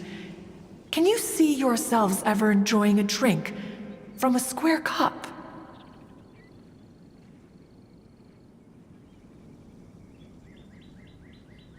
Precisely. So, as you can see, even one as great as Rex Lapis was not immune to making the occasional blunder. Even one could never find fault with Marchosius's cooking. As we ate, Guizhong would continue to find topics for conversation, filling the table with humor and laughter. Each of those old fossils had their character flaws and points of obstinacy. So why was it that whenever we dined together, we always had a marvelous time? We would drink together from a spot high in the mountains until the moon set and the sun rose, and only then would the banquet finally come to an end. Streetwood Rambler would often remain to admire the flowers with Guizhong before returning to her own abode. The glaze lilies were far more abundant back then. Entire fields of them would appear to the eye as a veritable sea of flowers. Streetward Rambler? That would be Ping. You probably know her as Madam Ping. Oh, okay. Wait, this is a lovely story and everything, but didn't we come here to find that Adeptus from Mr. Dvorak's story? Or are you saying that it was Guizhong? Didn't she, already, Alas, long has one avoided this place for precisely that reason. The sights here are a reminder of a time long gone, and evoke much sorrow. One should have guessed that you would disrupt one's poignant moment of mourning with your incessant questioning. No matter, one will share the whole story with you now.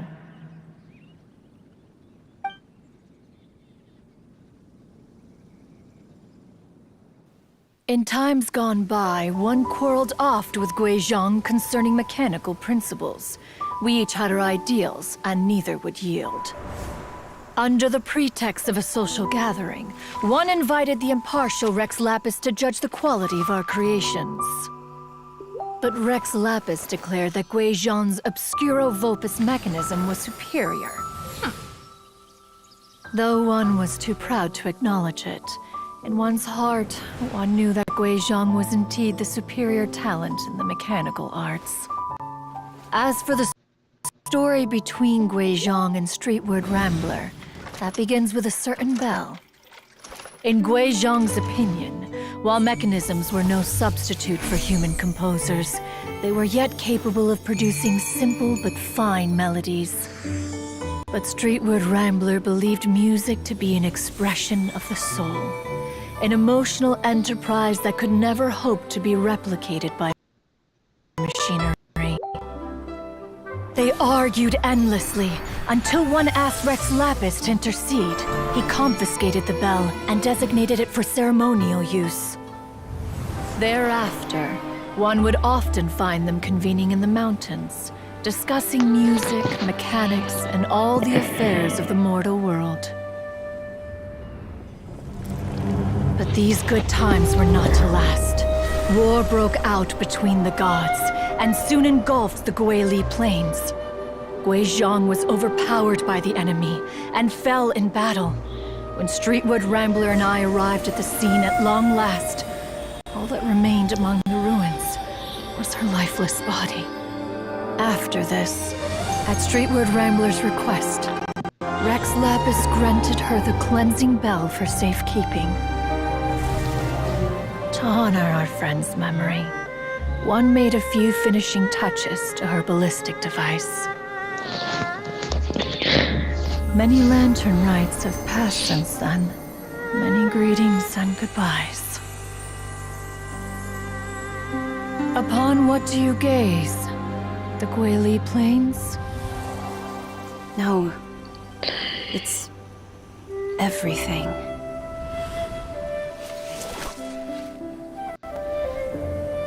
We think of human life as like a lantern that's lit one minute and extinguished the next. But are we Adepti so different?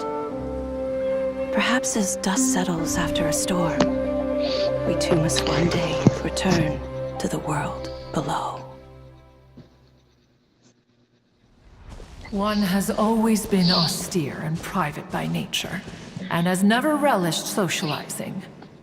One's dealings with Guizhong were born out of discussions on the discipline of mechanics. What? You have loads of friends, and you seem pretty chatty. Just because one is not ignorant of social graces does not mean one is fond of them. One is perfectly capable of partaking in conversation despite being introverted. But in the end, one is nothing like Streetwood Rambler. She is dauntless but thoughtful, not to mention eloquent and wise. Moreover, her friendship with Guizhong was far greater than one's own.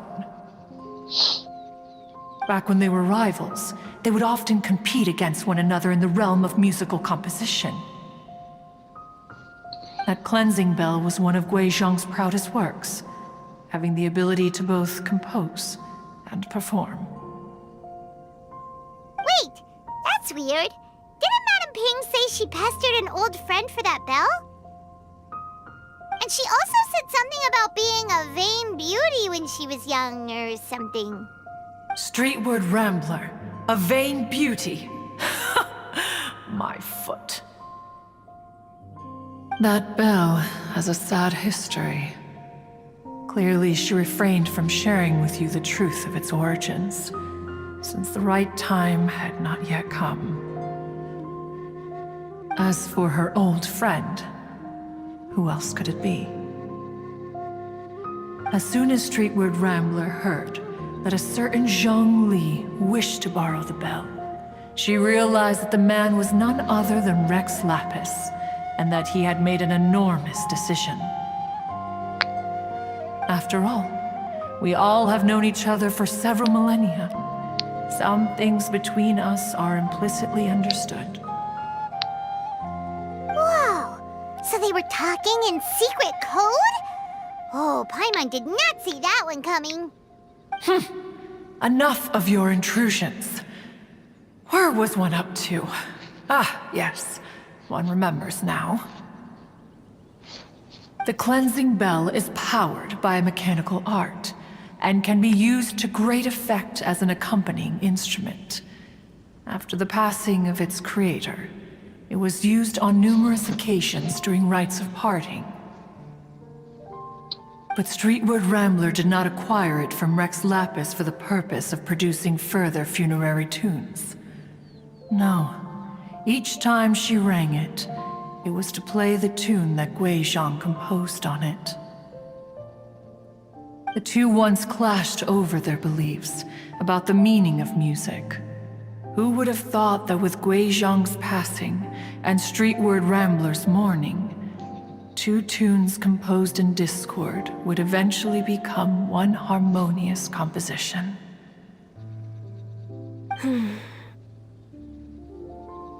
Once upon a time, Streetwood Rambler also loved gatherings, liquor, and music. But after Guizhong passed, she preferred her own company. She could often be found sitting alone at a mountain summit, contemplating and reminiscing with her zither. The music would go from mournful to soothing to impassioned. Many years passed before she finally composed a melody to her satisfaction. In celebration, she played the tune to the clouds. Regrettably, one has only ever heard her play that tune once. Which brings one back to the matter you've been investigating. Perhaps it was during that performance that the ancestor of your Fontaine friend fell into the water and was saved by Streetwood Rambler. But if she was so happy with the melody, why would she only play it once? One was also greatly perplexed by this. After suppressing one's curiosity for a long while, one finally approached her and asked why she would retire the tune after having spent so long on it. In response, she said, "Though the strings that played that melody survive, the one who inspired it is gone. Tell me, Cloud Retainer, when the one attuned to my soul is no longer here, who else could hope to understand this tune?" Aww, poor Madam Ping. I just remember being taken care of by you when I was young. Once the Archon War came to an end, I stayed behind in Liyue Harbor to honor my contract. Although I met Guizhong a few times, I never knew anything of this particular story. Guizhong was quite the visionary, but tragically passed before her time. Her manuscripts still lie unfinished in the realm of clouds. Blank pages give one cause for contemplation on what might have been. Had you not decided to search for that mystery Adeptus, perhaps these stories, too, would have been lost to the sands of time.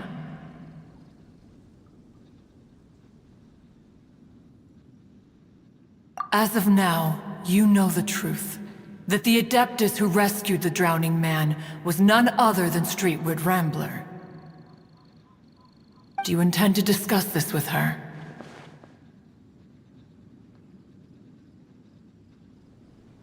Do you mean Ping might find the topic too distressing?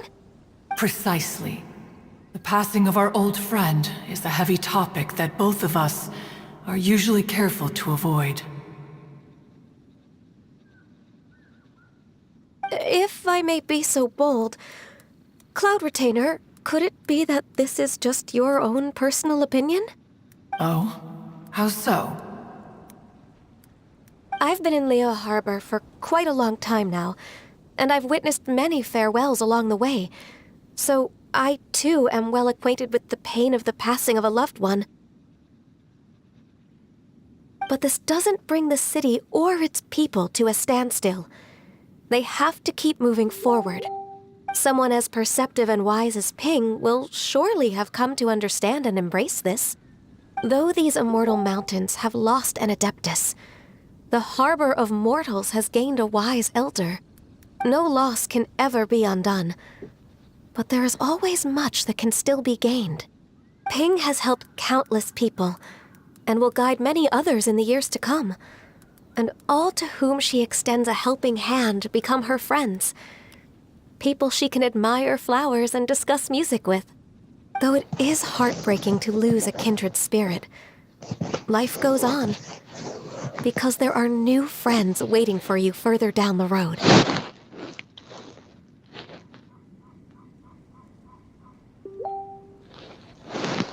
We even asked Madam Ping what she thought about adding a music festival to this year's Lantern Rite. Oh, when we get back, why don't we just ask her if she'd like to perform? Maybe we can even get her up on stage. You youngsters and your imaginations. Why don't you come with us? It's been a long time since you last spoke with Ping, And Liyue Harbor is always decorated so beautifully during the festival period. Is not every lantern rite the same in this regard? Were there ever anything new to discuss? One in pink could meet any day of the year. I disagree. Each new day and each new year is different from those that have come before. How long will you simply let them pass you by?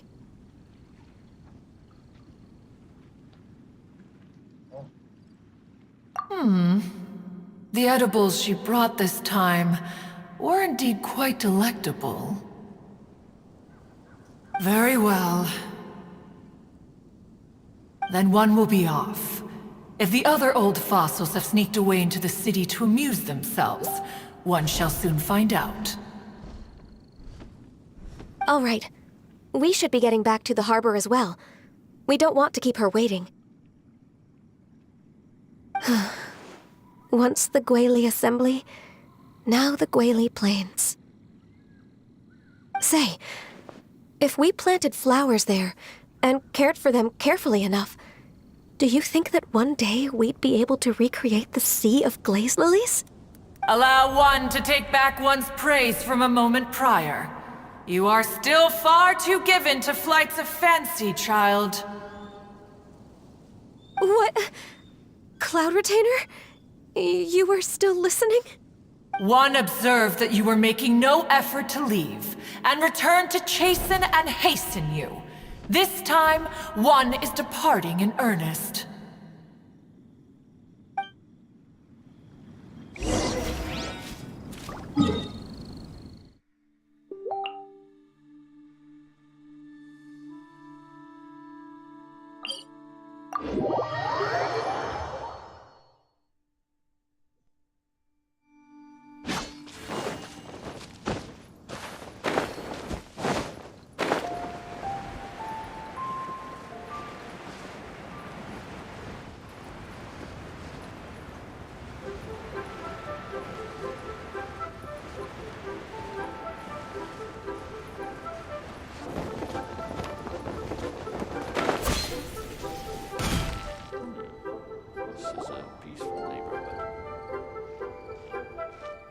Whoa!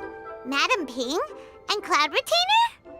It appears you made haste after all. One arrived but moments before you. Oh, bless my soul. To what do I owe the honor? How nice of you all to come and visit me. Miss Illuminated Bird, haven't you said anything yet? Said what, precisely? And why should one be tasked with saying it? 'Cause you're the one who's known Madam Ping the longest. Street word. Or rather, presumably, you would prefer to be addressed as Ping? Oh, Cloud Retainer, you are uncommonly polite today.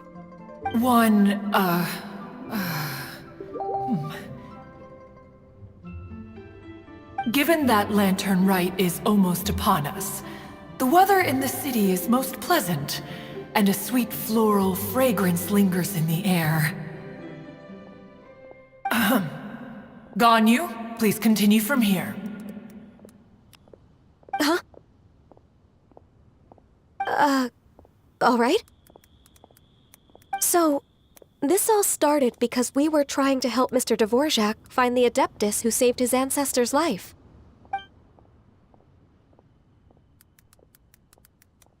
Cloud Retainer informed us that the one who played that melody and rescued the drowning man was none other than yourself. Ah, let me think. Yes, I do believe I recall that encounter. What a long time ago that was. I'm surprised that you still remember it. Even more astonishing, perhaps, is the fact that this story has survived this long at all, when mortal lives are so very brief. It appears that she has proven herself right once again. Who's she? We like to call her Guizhong. From the look in Cloud Retainer's eyes, I sense that she has already told you all about her.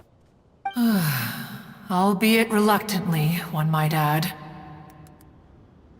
Oh, there is no harm done.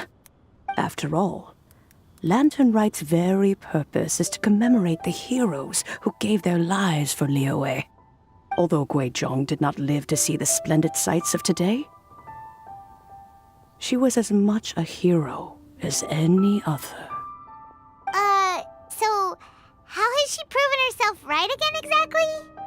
Once upon a time, she said to me that humans were a weak form of life that she wished to protect with her wisdom. But as she interacted more and more with them, her opinions on them began to change. She marveled at the beautiful complexity of their spirits, the sheer splendor of all they could accomplish through their hard work and intelligence. She told us that to underestimate human potential would be to make a grave mistake. With the smallest amount of guidance, enormous power can be unleashed in them, and a human who has reached their full potential may well be her equal. Someone who could have as much to teach an Adeptus as to learn from them. She always had a way with words. That her mechanical accomplishments were judged superior to one's own was, one suspects, in large part due to her sheer eloquence. Speaking of mechanics, Cloud Retainer, do you still remember that potted plant mechanism? The one that the two of you gave me as a gift? Of course. Guizhong and one both put an immense amount of effort into that gift. It would be no overstatement to call it a testament to each of our individual technical genius. As Guizhong once said, it takes every blade of grass and every flower to make a homeland. When I see the sight of Liyue Harbor before us today, I am reminded of this. Madame Ping looks very emotional right now. Of all of us, it was Guizhong who was the fondest of these grand and exciting occasions. If she were still with us, I'm quite sure she would still be trying to best Cloud Retainer's finest works at every opportunity. Liyue Harbor is always filled with the sound of music at this time of the year. If she were here, one is certain that she would seek you out to discuss and debate the virtues of various melodies. Oh yeah, music! We've been dying to ask. What was the melody that you played back then? Oh, also, with you being such a music expert and all, why don't you join the concert as a performer? I can make arrangements right away. Oh, as much as I don't wish to dampen your enthusiasm, it's been a long time since I played this zither. My fingers don't have the dexterity they once did, and whenever I play that tune, it always reminds me of her. I start wondering what she would think of the changes I have made to her melody. There was a period of time whenever I started strumming, it almost felt like she was back again. Sitting right there on the stone stool next to me, chatting away. Skybracer and Seagazer too, looking just like they did in the old days. No matter how much time goes by, the moment that melody starts playing, it transports me right back to that time in my memory. So the past still weighs heavily on your heart? Oh, I would be lying to myself if I claimed to have completely moved on. But that is not to say that grief doesn't get easier with time. Despite the sadness, I have found many things that bring me joy in life. It is simply the nature of the world in which we live that even if one wished to mourn for an eternity, it would be a nigh impossible feat. Just look at this potted plant. Isn't it stunning? It takes an honest and open mind to confront and conquer grief. You have indeed made progress. Be that as it may, I shall leave the lantern rite stage to the youth of today. Well, if you're sure. Granny! Whoa, what's everyone doing here? Did something bad happen? Ah, and now we've spooked Yanfei. No, everyone's just here to give me their regards for the holiday. Oh, that's wonderful, I'm glad. Well, in that case, happy Lantern Rite, everyone.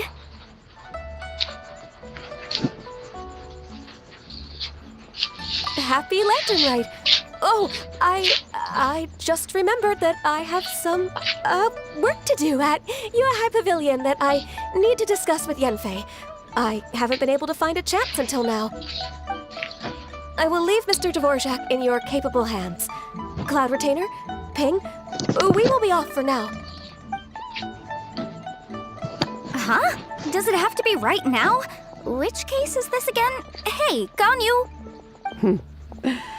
It seems Ganyu still has much to learn when it comes to the art of deception. What a pity. She has learned nothing of one's ability to carry a conversation. Since it's been so long, Cloud Retainer, why don't you stay? I'll make a cup of tea and we can chat a while. Gladly. This was one's intention as well. When you next see the Fontaine musician, please give him my regards. I'd like to wish him the very best with the concert. You got it, Madam Ping! Thank you all. I think you've listened to enough of my nattering for one day. As for that melody, I will play it for you all another time. Goodness knows I need to practice it first. Wow, that'd be great! We'll look forward to it. When that time comes, wherever her spirit may be among the countless grains of sand and specks of dust between the harbor and the mountains, perhaps she will look at the Liyue of today and steal a smile when she sees the prosperous land that it has become. Alright, let's go tell Mr. Dvorak the news.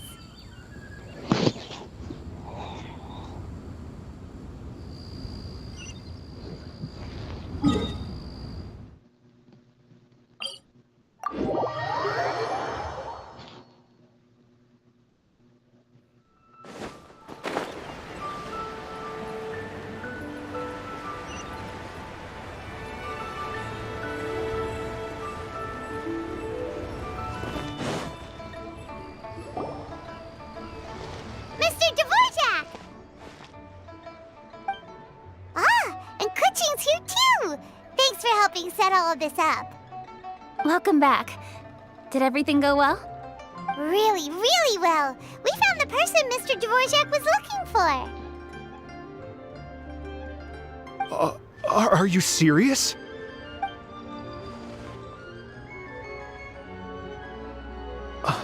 I see. So the melody my ancestor heard was an adeptus remembering her late friend? That certainly explains why it was such a powerful and poignant tune. Huh. That's a really interesting first reaction. Guess that comes with having a musical mind. I have to say, though, it's hard to believe that the fairy from the tale is now an elderly granny. Oh, Paimon knows exactly what you mean. Normally, Adepti don't age at all. But Streetward Rambler, or Madam Ping as we know her, probably only became old because it's what she wanted for herself. Madam Ping possesses vast knowledge and great wisdom. Whatever physical form she may decide to take, her mind and wits are as sharp as they come. Yep, Kuching summed it up perfectly. That's exactly what Paimon was trying to say. I think... yes. I must thank her in person. That can wait until after the concert, though. For now, I need to devote all my emotional energy to the performance. Ah, speaking of, Madam Ping wishes you all the best with the music festival. Paimon has a sneaking suspicion that she'll stay in her usual spot but listen to the performances from afar. Wait, are you serious? Huh. Oh no, now I'm starting to get nervous. Okay, alright.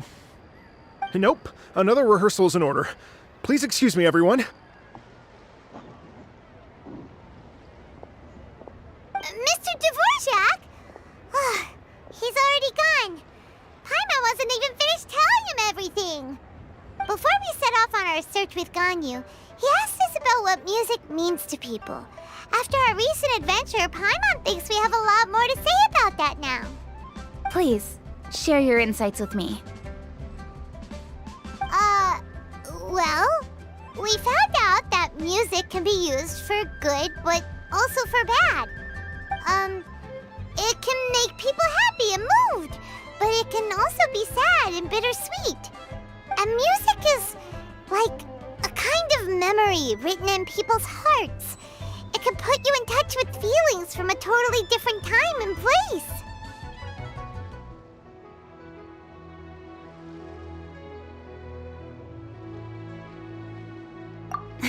It sounds like you had an eventful trip.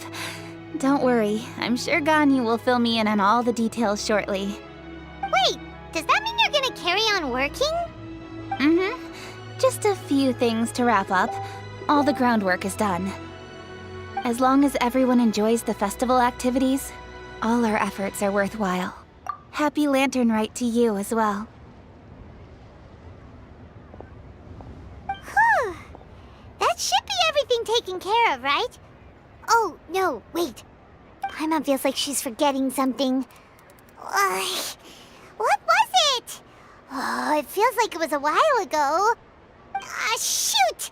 Latent... Wait, no. Anyway, fancy bamboo shoots!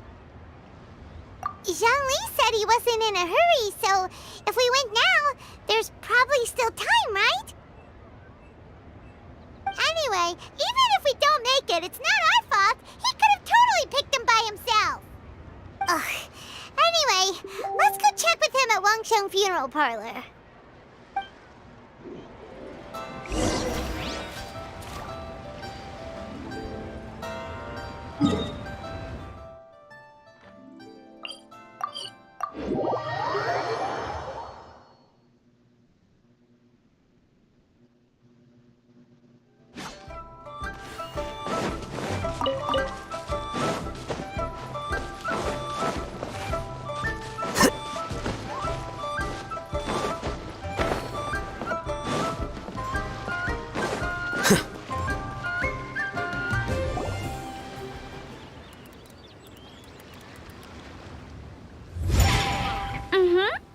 Da da da da da da da da da da da. Oh. All right, let's take a break here. Oh wow, look who it is! Are you here to hang out with everyone's favorite funeral director? So you're just casually practicing your rapping skills at the entrance to your funeral parlor? In broad... After everything we've been through, you don't see me for a hot minute, and you're back to being scared of your own shadow. We have all this open space, a clear view of the mountains behind and the sea in front. Not to mention we have several invisible audience members enthusiastically cheering us on. It's the perfect spot to rehearse. Invisible audience members? Gotta say, it took me a few days to get used to Director Who's way of talking. Xinyan was pretty spooked too when she first got here. Just like when she sees a frog, but a giant frog with sharp teeth. Come on, knock it off. What's wrong? I've never seen someone look so confused before. Well, don't worry, because Director Who's here to explain it all. There once was a Fontaine musician who went around town on a mission. He came door to door for his iridescence tour, looking for acts to audition. Ooh. With my words, Shinyan's chords, and Yunjin as our mentor, we'll take the stage by storm with flames roaring and the whole audience calling for more.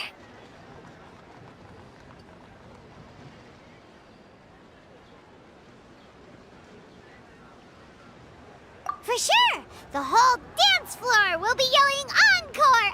Encore! Oh, now Paimon's rhyming along.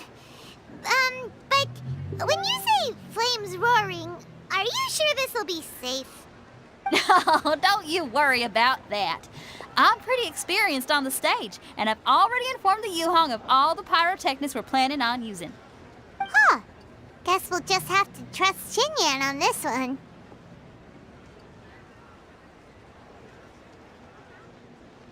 Oh, Zhongli. He took one of those fancy meal boxes and set off for the mountains. Said he wanted to pay a visit to some old friends. It's a real pity that he couldn't be around for this. As well as being a true connoisseur of traditional art forms, he's able to appreciate Xinyan's performances too. Yeah, that's right. Matter of fact, he was the one who first invited me to perform here. To tell the truth, though, I never thought I'd really find myself rehearsing here one day. Well, now you know. The Wangsheng Funeral Parlor is a great location. All of you are always welcome to come and hang out here, especially if you're in the mood to try something new. I can speak to that. Hu Tao is always full of fun surprises. And jump scares.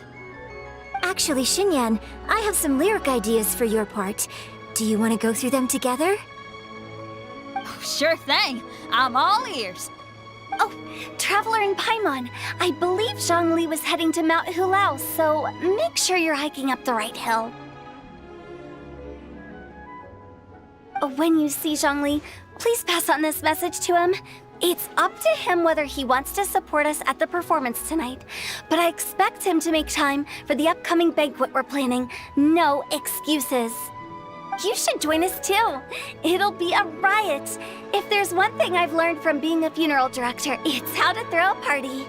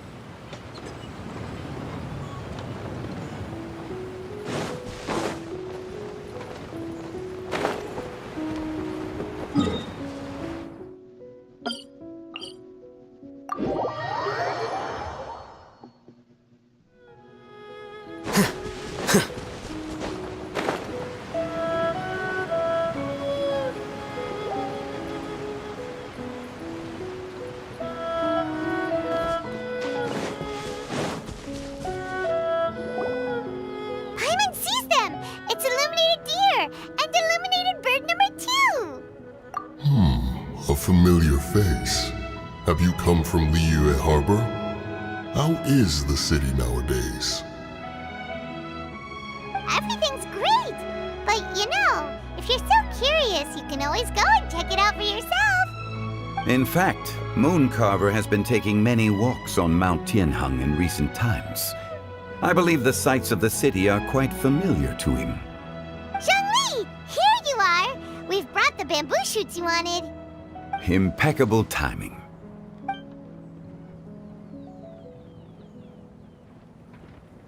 Traditionally, bamboo shoot soup ought to be slow-cooked for many hours on low heat. Using Adeptus arts to hasten the process is something of a shortcut. Wait, that mechanism, is that? Indeed. Cloud Retainer kindly lent me her supreme cuisine machine. Can we not just call it a cooking machine? Actually, never mind. She seems to take a lot of pride in her mechanical gizmos, so it's probably best if Paimon doesn't go changing the name willy-nilly. I trust that you found the answers you were seeking during your recent journey. Excellent. The past should be remembered, but not overly dwelt upon. Our journey should be seen as a means to take on more from the world around us. When the bamboo shoot soup is ready, I must insist that you try some for yourself. Oh, Zhangli, Huta told us to tell you something. She said, it's up to him whether he wants to support us at the performance tonight, but I expect him to make time for the upcoming banquet we're planning. No excuses. When she says performance, she must mean the Lantern Rite Music Festival. As for the banquet, she didn't tell us anything more about that, but she invited us to come as well.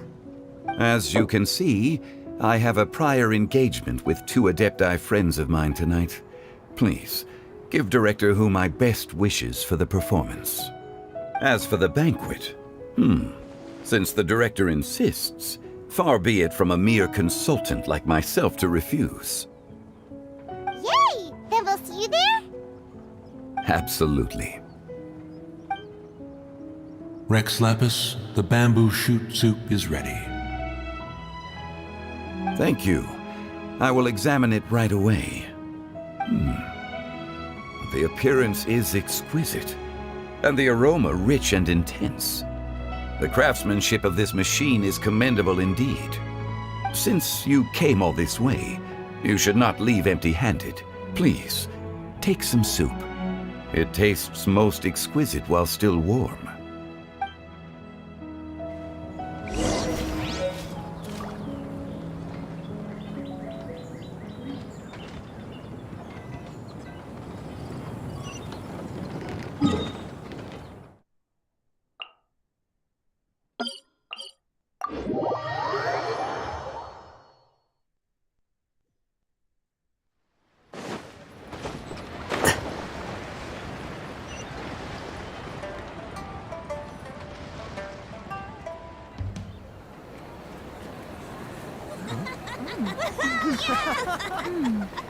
I'm honored to be here on the Iridescence Tour stage.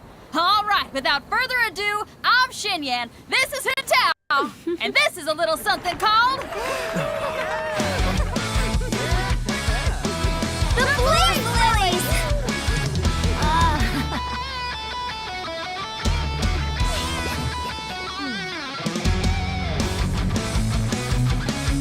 I'm up here blazing trails through the midnight sky, lighting up the world below.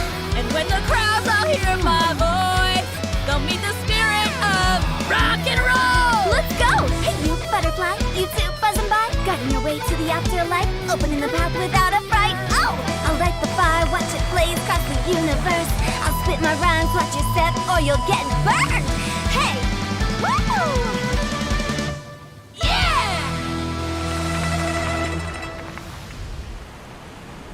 Does anyone have any plans tomorrow? With another year behind us, I think we deserve a celebration of our own. My treat. Interested? The Tianquan footing the bill? I can't miss out on that.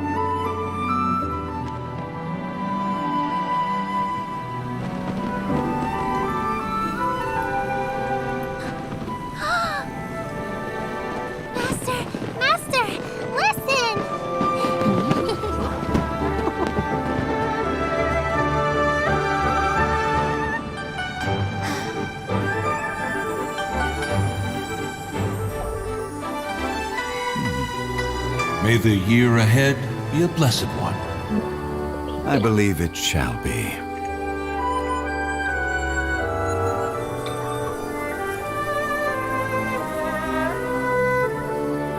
Master, the Xiao Lanterns, Ha! Elementary. One shall fashion for you a Shao lantern the likes of which the world has never seen. And you must take it to Liyue Harbor to display its magnificence for all.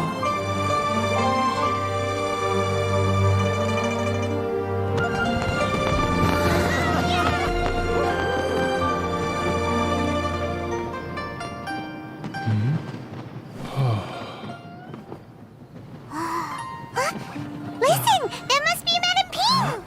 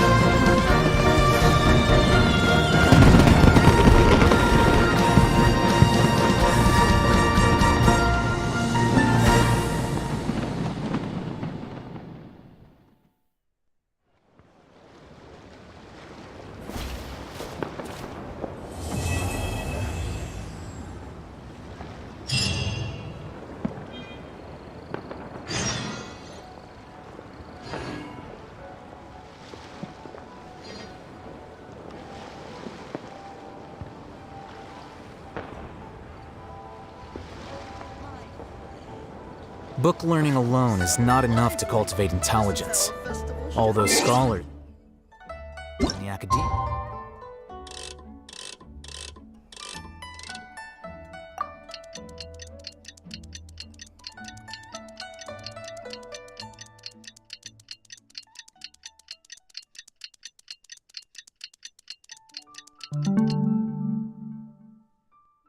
Our prime examples. Wait. Huh? No.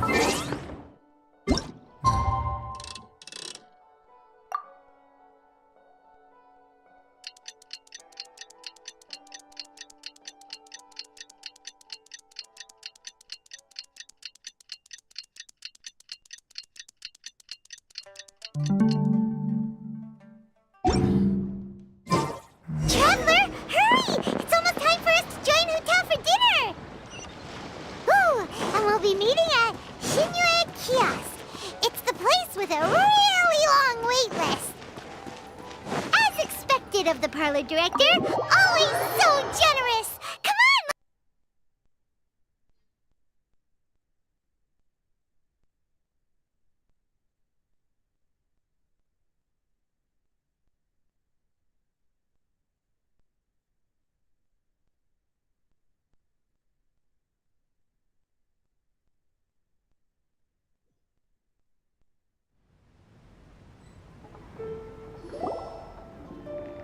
Oh, so that's how it is.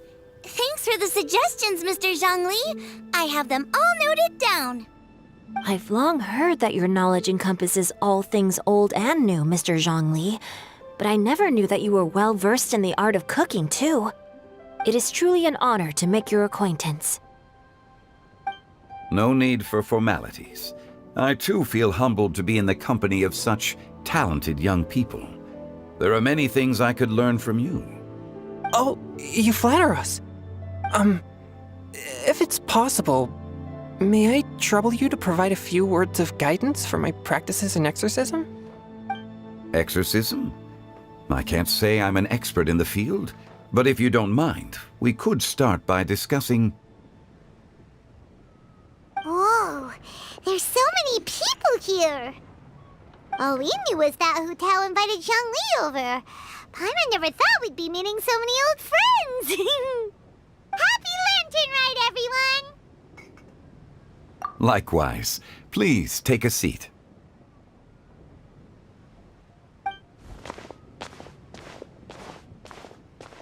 Happy Lantern Rite! Are you having fun? Me too. I've seen Xinyan perform before, but this is the first time I've watched something like this. I heard that the audience loved it too, and she's been receiving quite a lot of performance invitations lately. She's more busy than ever, and Yoonjin's gonna help her. Yep, and they asked us to pass on their season's greetings to everyone. They hope we'll have a wonderful gathering. The performance was spectacular indeed. However, it gave Xiangling a huge burst of inspiration, which in turn gave us a bit of a headache.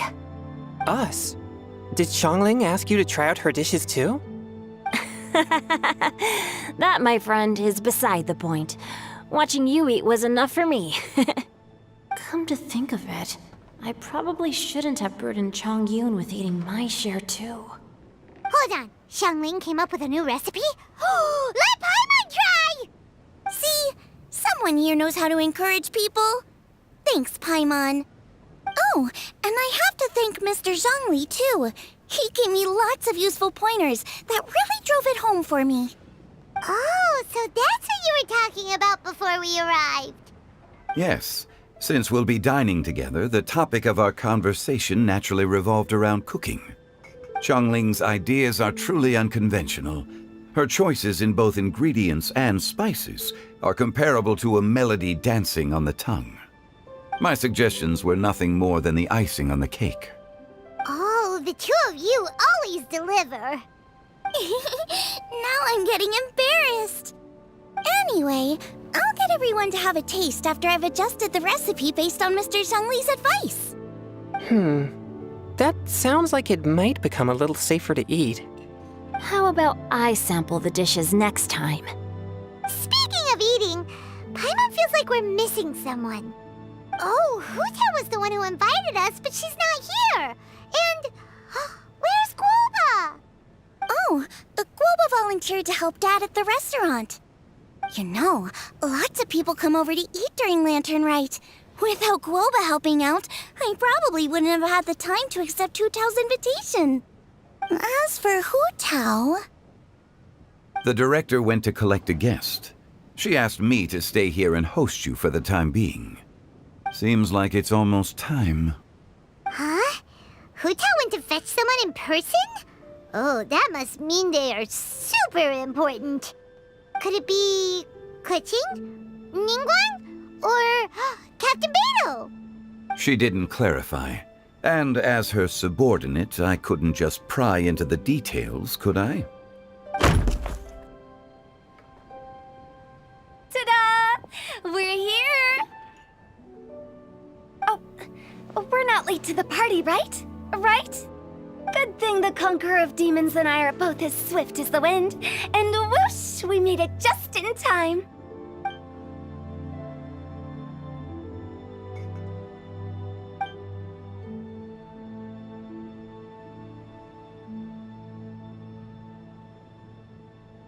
Oh. I see. So the important guest is the Conqueror of Demons. I've been looking forward to meeting you. The director didn't mention anything when she invited us. What a pleasant surprise. Gathered here with us tonight are not only young and accomplished individuals, but also the protector of Leo's peace, Adeptus Alatus. To convene here with all of you is indeed a great honor.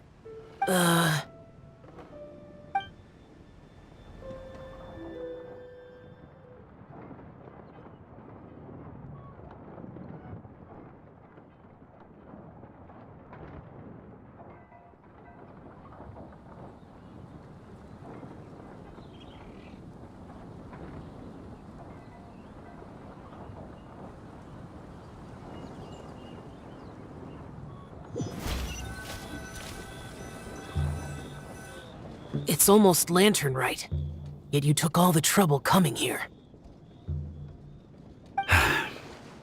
The director has a way of making it difficult to decline. Rex Lapis, may I ask what troubles you? The director asked me to buy sesame oil in preparation for the celebrations. Huh. Then why would you come all the way to Wangshu Inn? I had a pleasant chat with Chef Yanxiao and received some spices from him. And, see? Here's some matsutake and a portion of ham. What about the sesame oil? It's a shame. I couldn't find the kind the director was looking for.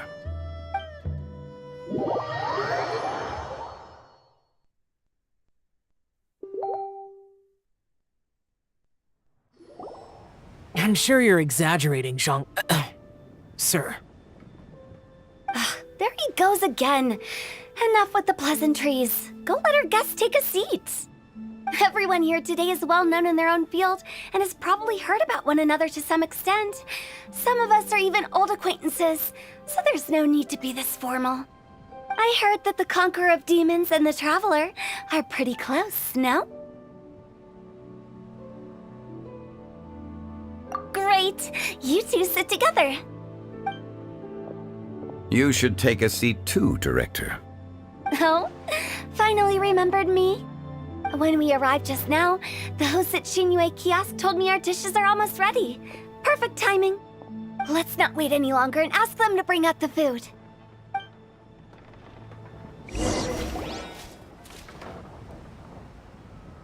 Paimon would have never guessed the person who Tao went to fetch was Xiao. Oh, that's also the first I've heard of the Traveler and Paimon being friends with the Conqueror of Demons. You know Xiao Chu? Knowing is a bit of an overstatement. I've always looked up to him. You might not know this, Paimon, but we exorcists have worked in close collaboration with the Conqueror of Demons for many generations, dispelling evil together, both in the open and from the shadows. Hard to imagine that thanks to Hu Tao, I've finally gotten the chance to meet him. Conqueror of Demons, I'm honored to make your acquaintance. Likewise.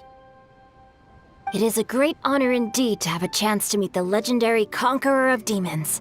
Changyun has brought that name up quite a few times in the past. I remember you mentioning wanting him to understand the importance of exorcists. We know each other too. He helped try my dishes during the Masterful Chef's cook-off. I didn't think we'd have the chance to meet again. Happy Lantern Rite. No anecdote, however, compares to meeting you in person. I'm Xingqiu, Shangling and Changyun's friend. The pleasure is all mine. Whoa, everyone's getting all formal and polite all of a sudden. Paimon doesn't know what she should say anymore. Adeptus Xiao, mighty Conqueror of Demons, please accept Paimon's greetings too. Belated Happy Lantern Rite. Paimon tried very hard to look for a fancy word, okay? Don't be too harsh on Paimon! There's no need to be so polite. You're right. This was meant to be a nice little get-together between friends after all. Too much formality kills the atmosphere. I didn't plan this gathering only for everyone to walk on eggshells. Hiya. What's your true intention then? A little get-together between friends, sipping the finest tea and watching lanterns float into the sky, bidding farewell to the past and embracing the present with joy. And that is something our consultant would say. I think it deserves a standing ovation. Indeed. Exceptional acting skills, Director. As for me, I'm just here to have fun and treat everyone to something good. We all worked really hard this year, whether traveling or guiding, cooking, helping with the family business, exorcising evil spirits, or conquering demons. And of course, our consultant, who's been helping out at the parlor every now and then. Everyone has done some pretty amazing things. As the one who brought everyone together, it goes without saying that I'm the one most deserving of praise. Huh? Sounds kinda self-important, but Paimon thinks it's pretty amazing that she managed to talk Xiao into coming. He rarely ever enters Liyue Harbor after all. It wasn't as complicated as you think.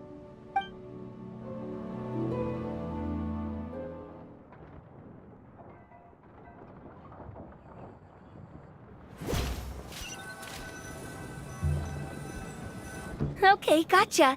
Thanks, boss lady. It's not boss lady, just boss. And there she goes. What a lively girl. Conqueror of Demons, Adeptus Xiao. Guardian of Wangshu Inn, Hero of Dihua Marsh. I know you're there. Quiet. Do not disturb the peace. Sorry, but you wouldn't show up if I didn't yell your name, would you? I know you.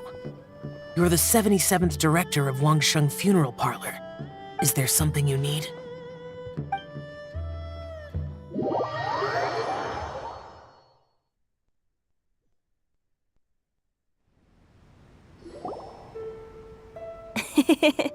That does sound like one of Hu Tao's antics. Did the Conqueror of Demons agree to come so that Hu Tao would stop pestering him?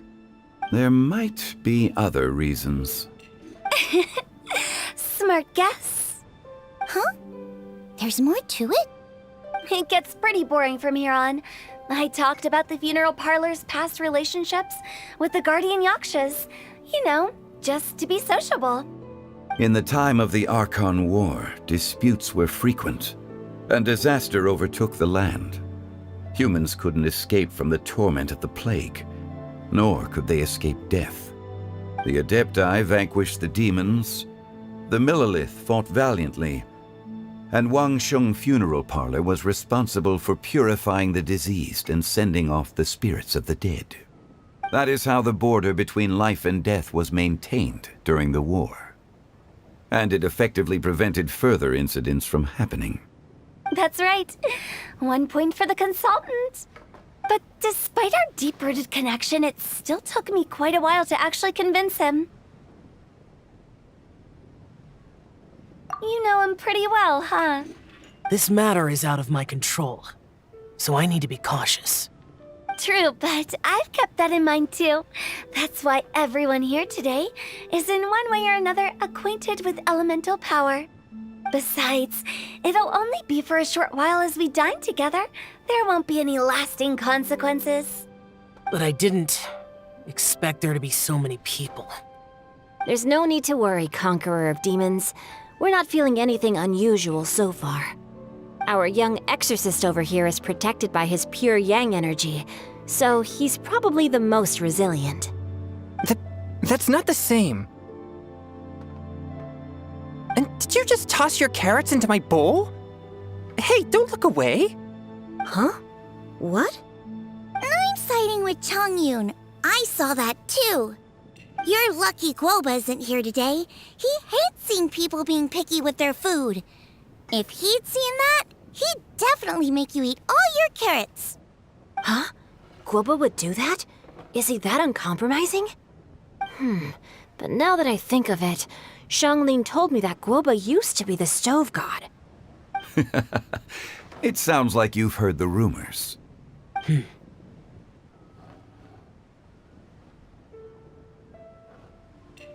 I'm doing fine. Not long ago, before Lantern Rite, I met an old friend. Thanks to his help, things have been a lot more stable than before. Right! Wait, what?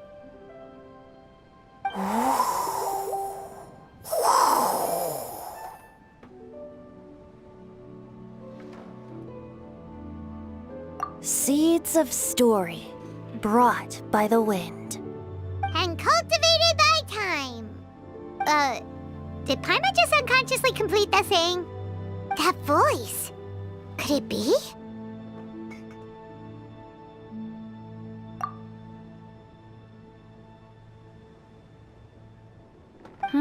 If I'm not mistaken, there's someone knocking at the door. Don't just sit there, Zhongli. Go welcome our guest in. No such need. I'm coming in.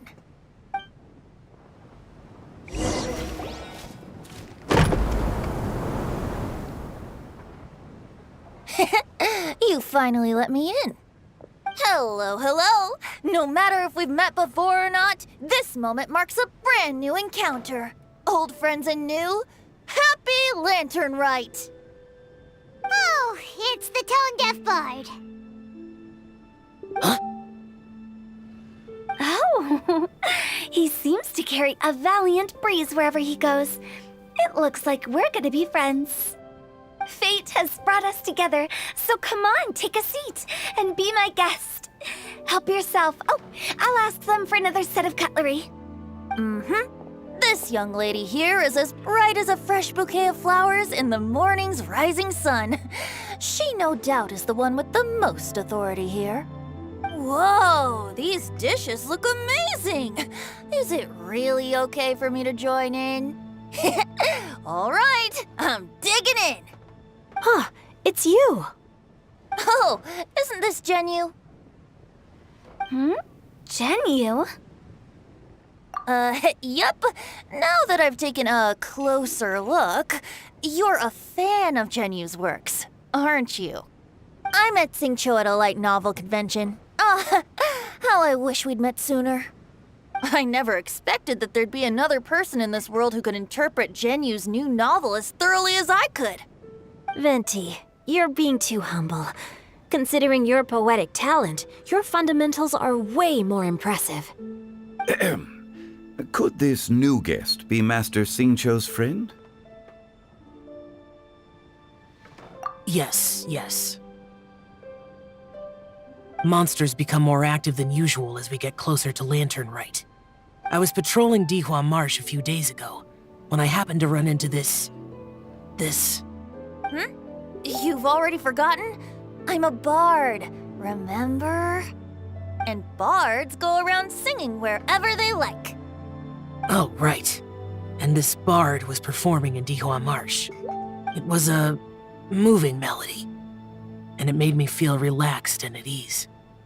I couldn't help but stay and listen. Thank you for your patronage. I understand now, too. I'm Zhongli, currently working at the Wangsheng Funeral Parlor. It's a pleasure to meet you, new friend. And I'm his boss. Oh, and if there's anything unsatisfactory, let me know anytime. That's very considerate of you. Oh? No wonder. Only a boss as savvy and reliable as you would be able to hire such an impressive consultant. Oh, you're too nice, Venti. Not to brag, but our consultant truly is impressive. His knowledge extends across the stars and the land, and there's nothing throughout history that he doesn't know. From the sophisticated way he speaks, it's hard not to suspect that he could very well be an adeptus in disguise.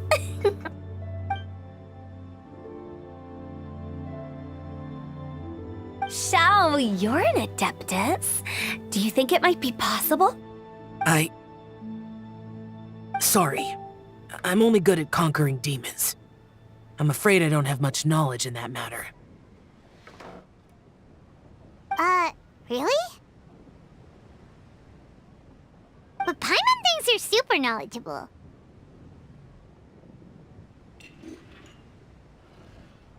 Huh? Oh, right! Xiao's a warrior. He doesn't come to the city very often, so it's, pretty normal for him to not know anything. Yeah. Really? I've actually heard a few things about Mr. Zhongli before. The guests in the tavern talked about this refined and courteous man who, instead of having wine at Mondstadt's finest tavern, ordered a cup of hot tea with the most complex name. Now that you mention it, I seem to recall that there indeed is a musician like yourself in Mondstadt. I've heard that he's elegant and amiable, his works witty and vibrant.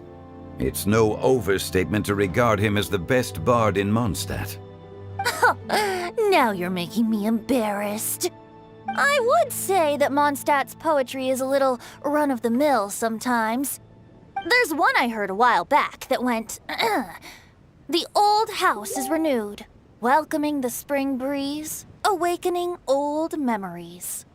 The meaning's there, but the word choices are unimaginative, and there's a distinct lack of literary flair.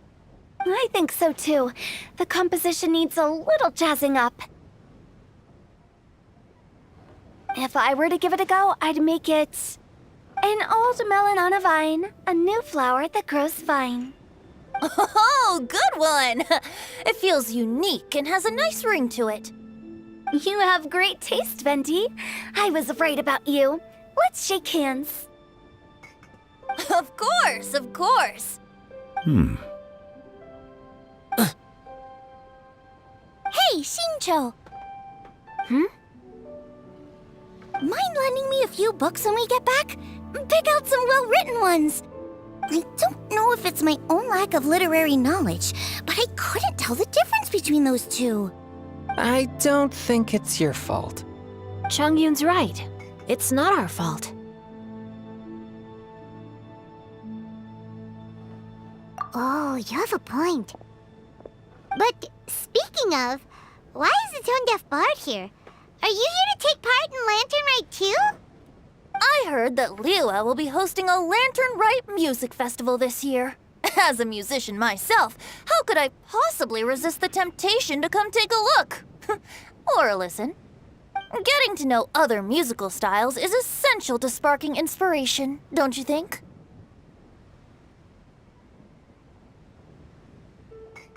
As for the Fontaine friend who hosted the festival, I saw him near Stone Gate the other day.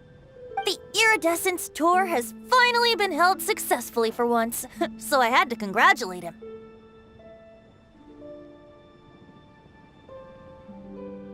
Don't think anything of it. By the way, I was watching as you entered Shinyue Kiosk, but no one seemed to notice me. Should I say that it's because I'm an expert in hiding, or that a certain someone deliberately ignored the sound of the wind? Whenever Lantern Rite comes around, Liyue Harbor becomes bustling with activity. People are all busy watching the lanterns and strolling around the shops, and they might just go travel somewhere on a whim. It is rather difficult to predict another's whereabouts. The festival is in full swing and proceeding smoothly, and we're all gathered here with friends, new and old. This is no doubt a wonderful occasion worth celebrating. To come together with all of you at the beginning of the year, one can't help but be filled with joy. In a moment like this, I propose we raise a glass together. In my case, tea in lieu of wine.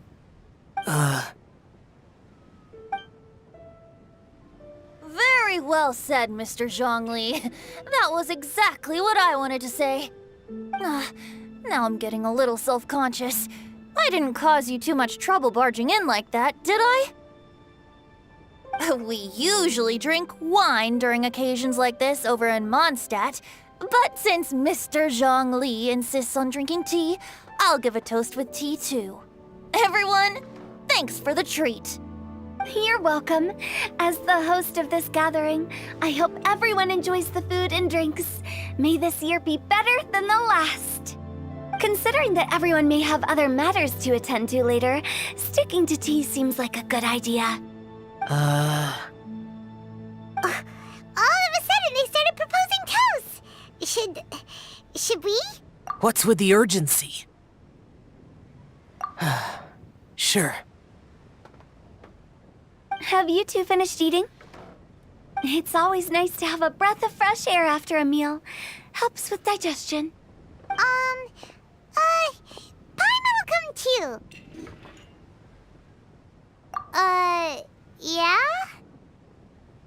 Okay then. Don't forget to come back.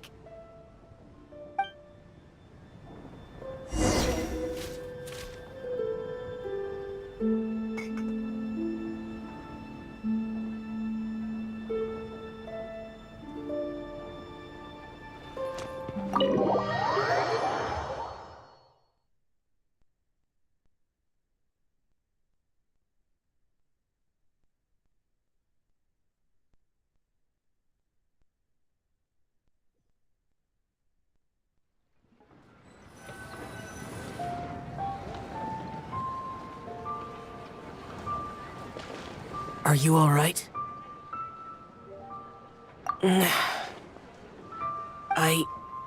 It's hard to describe. It's not that. There were those among the Adepti who loved gatherings and idle chit-chat. Sometimes they would call up a few others for a drink. Even I got dragged along to their gatherings many times.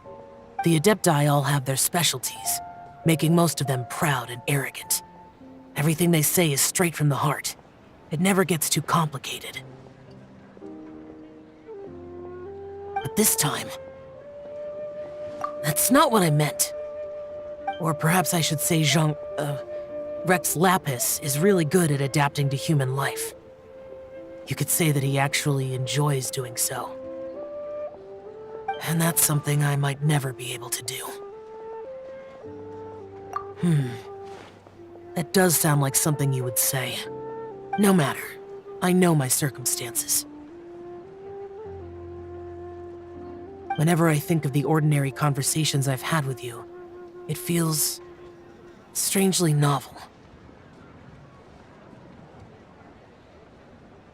Yes. The parlor director went out of her way with the invitation, so it was difficult to turn her down. I had made mental preparations before agreeing to come. She told me that all the guests today would be acquainted with elemental power, and I knew that you would be here. But I didn't expect the other guests to be...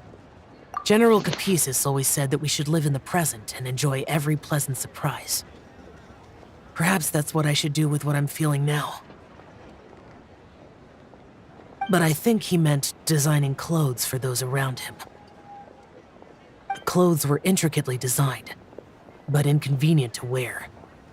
Brother Bosacius never tried to hide his distaste in front of him. Rex Lapis did like his designs and even collected quite a few. The outfit he wears now was also designed by General Capisis himself. I never saw him wear this during the war. I didn't expect him to start wearing it later. Oh, here you are. I'm not intruding, right? You're not. What is it? Hu Tao saw that everyone's done eating and asked the staff to bring out the desserts. Paimon got so anxious that you weren't back yet that she scarfed down her dessert without the usual slurping and munching. To be honest, I was kind of worried too. You looked a little restless just now, and I thought you weren't used to the food here and was planning to head back to Wangshu Inn for something Yanqiao made. You're worrying too much.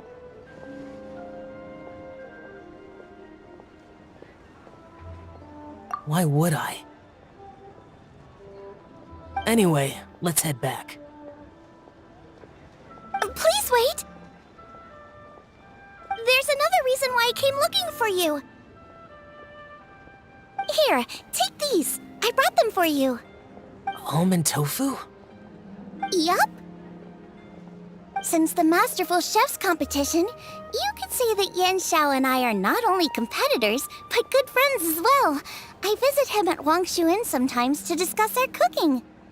I heard him say that the esteemed guest on the roof loves nothing more than a good plate of almond tofu, so I learned a thing or two about the dish from him. I'll be honest, before Hu Tao invited everyone, she secretly came looking for me, told me about the guests she planned to invite, and asked me for some suggestions on what she should order. So I made a few servings of almond tofu for you guys in advance. Take them as a token of gratitude for your support. When I told Guoba that I was making these for you, he started eagerly running around the kitchen and helping a lot too.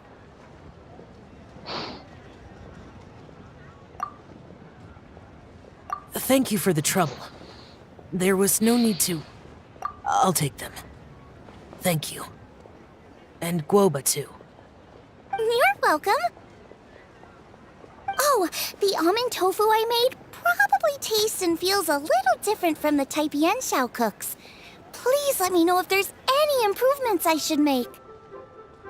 Okay. That's all. Alrighty, we should head back now. We can't keep Paimon waiting.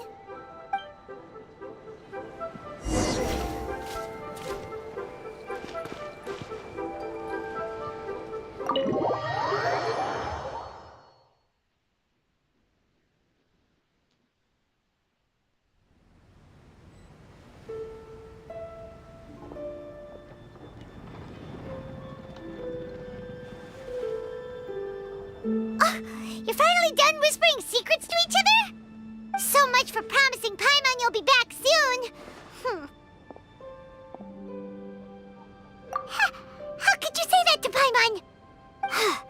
In that case, besides having no sense of time, Paimon will let you know what having no sense of fullness looks like. Your dessert is all Paimon's! Sorry to keep everyone waiting. No worries, we're all just chatting here. There's no serious business to take care of. Whether we're chatting outside or inside, it's all the same. Paimon's too busy eating to talk to you. But even though we're all well acquainted by now, I think this festive gathering deserves something ceremonious. Oh? Is this some local custom? Nope. This is something I made up so that good luck will be on our side, that's all. Spontaneity is the best choice to make here.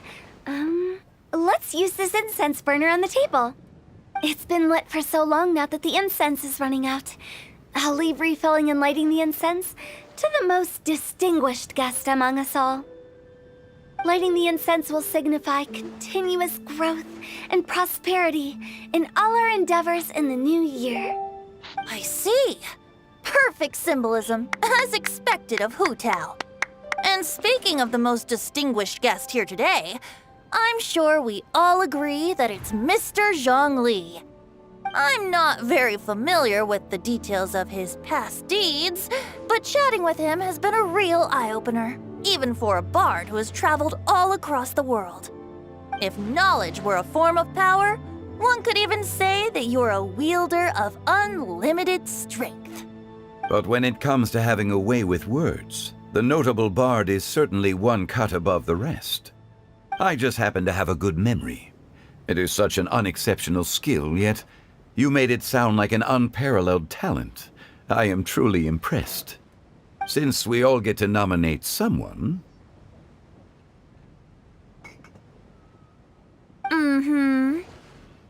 I think it's only fair that we let the parlor director light the incense.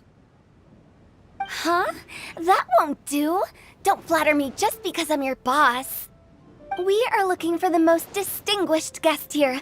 As the host, I shouldn't be involved in this discussion at all. Now that we've enjoyed this table full of delicacies, how about we let our one and only chef here do the honors? Is this really the way this works? I didn't cook any of these dishes. It's not a big deal. Just look at her! Xiangling, the disciple of an adeptus, the stove god's best companion, the winner of the Masterful Chef's competition. The only heir of the famous Wan Min restaurant. A good old friend of mine. There's no better choice.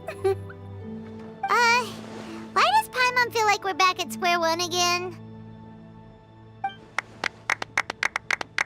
Please stop! You're making me embarrassed!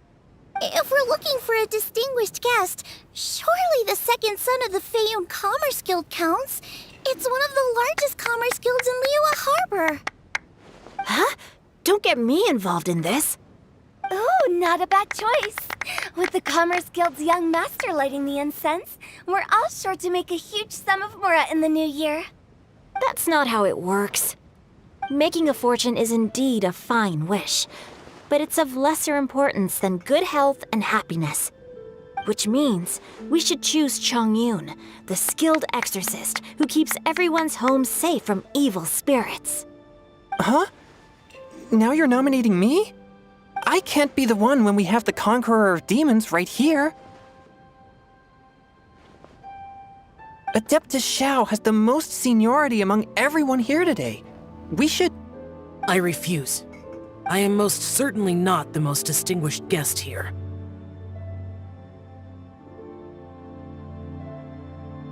You should all be able to make the right judgment based on your observations. One person here is well acquainted with everyone else.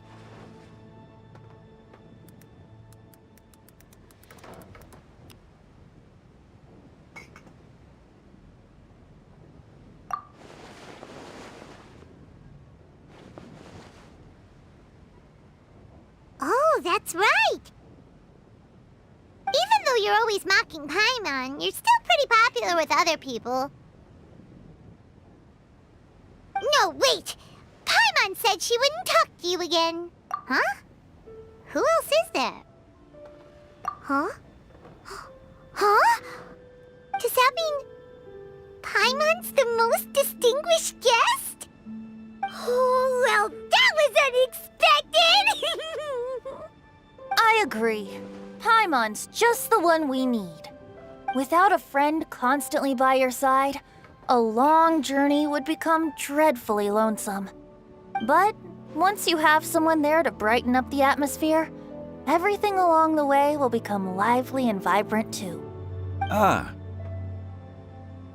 The traveler has traversed many nations and left behind a great deal of fascinating stories. But without Paimon, they would have become quite monotonous.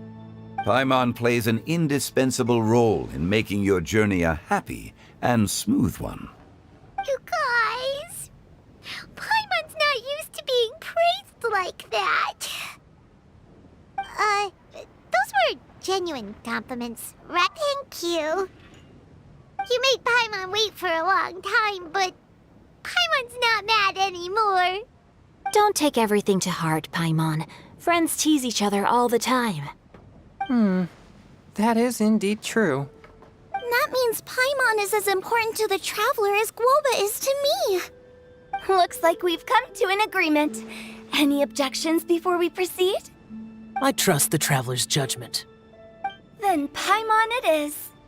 And now, the world's most excellent traveler's greatest companion, guide, and friend, Paimon, will be refilling and lighting the incense for us. Here you go. Take the match and don't burn yourself. But if things go really wrong, here's a 2-for-1 coupon.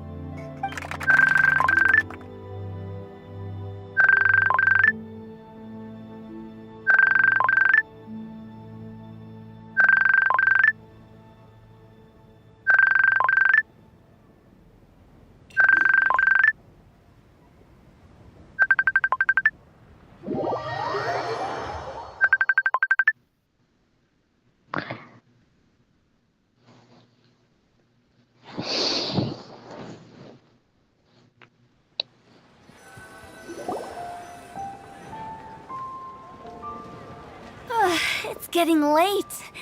I won't take up any more of your time. You're all free to go as you please. Yep, the tea was amazing too. You don't have to go all polite on me. Just remember to come when I invite you next time. Let's see. It's dark out, so I'm going to accompany Xiangling, Xingqiu, and Changyun back home. As for the rest of the guests, I'll leave them to our consultant. No need. I'm headed towards the harbor to meet a friend on the ship. There's no need to trouble one such as Mr. Zhongli. I think you know the place I'm talking about. Come meet me anytime. It was great getting to know you all. Let's meet again when the spring breeze begins to blow. Bye. Oh, we should write poetry together sometime. We'll catch you all later then. Don't forget to return to the parlor later. There's something I need you to do. Understood. See you later. Well then. Rex Lapis. Just Zhongli will do. I live as a mortal in Liyue Harbor now. I am just one among many who begin work at sunrise and retire to rest at sundown. If we were to consider status and seniority as Zhongli, I should be respectfully referring to you as Adeptus Shao. Heaven forbid. Not you too. I meant what I said. I heard that during the Lantern Rite Music Festival, you conferred with Streetward Rambler and Cloud Retainer. I take it as you've gained a lot more knowledge about the past? The same truth will sound different coming from different people. As more bear witness to a story, feelings and interpretations expand in variety too. I once had a pleasant chat about the past and present with a Sumeru scholar named Soraya, and learned a few things about her research topic. From the evidence she found and the conclusion she made, her area of research is already very close to the truth. But there are multiple sides to humans and gods alike. In the legends recorded by humans, some gods were depicted as arrogant and condescending, while others were kind and capable. But whether to me, Streetwood Rambler, Cloud Retainer, or younger adepti such as Xiao and Ganyu, those adepti and gods that may seem extraordinary to humans are something more akin to close companions. This was as true back then as it is right now. Just how Xiao may seem unapproachable to most, but the Traveler has proved otherwise. So there's no need to dwell too much on certain things. Zhongli, what you're saying is... It looks like you understood what I meant. Ah. The director asked me to accompany you on your return, but I don't think you'll need my protection. I'll be taking a walk around and admiring the night scenery. After that, it'll be time for me to go back and meet up with the director. Goodbye for now. Bye, Zhongli! Everyone's gone now. Paimon always feels a little empty inside when a lively celebration ends. But at least you always stay by Paimon's side. No. Paimon got it mixed up. Paimon, the best and most distinguished travel guide, will always stay by your side, Traveler. Good that you're aware of that. Xiao, is there anything else you want to do? We could take you on a tour of Liyue Harbor. No need. I've stayed here for much longer than I had expected. The city lights are a fine sight, but it's time for me to leave. The events of today occurred so abruptly. I appreciate your kindness. Okay. I'll see you next time then.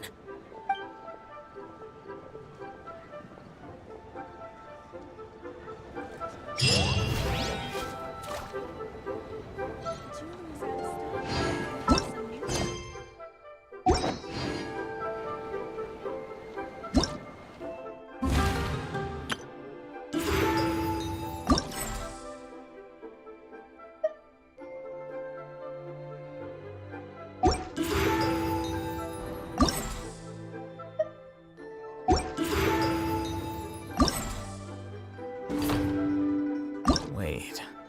Huh?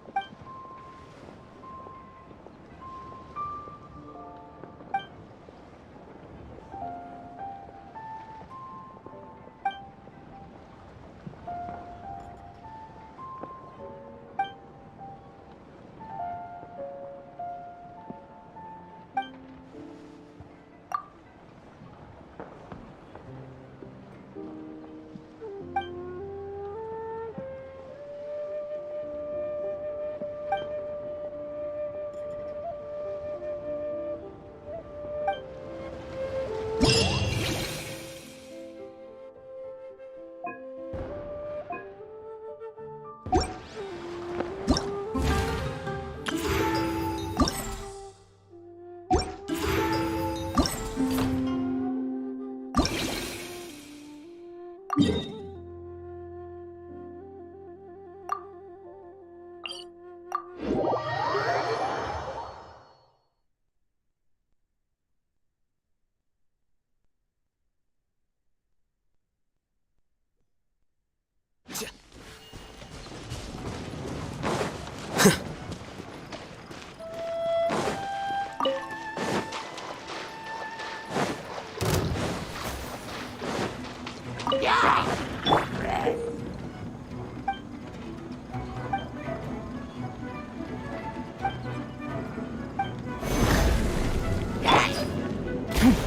up.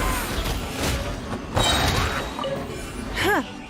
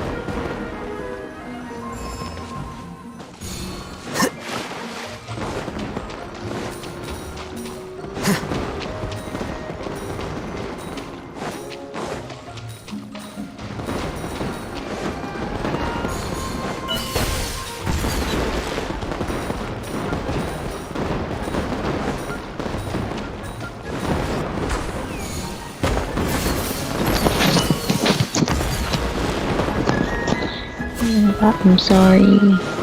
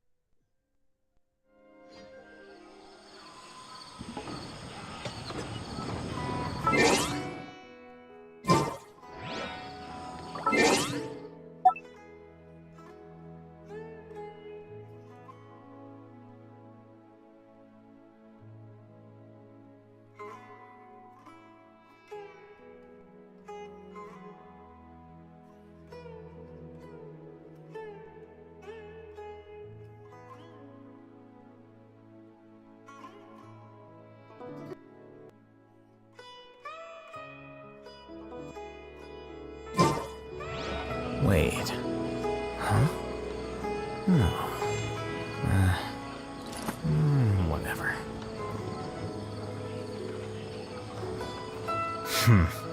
There have been many poorly written applications lately. I guess I'll just have to reject them all.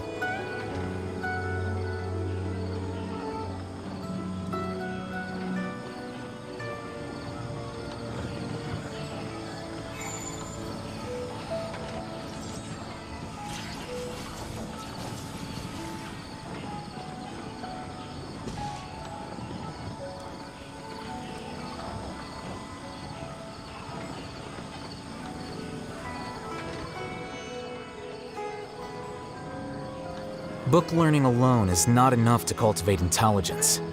All those scholars in the academia are prime examples.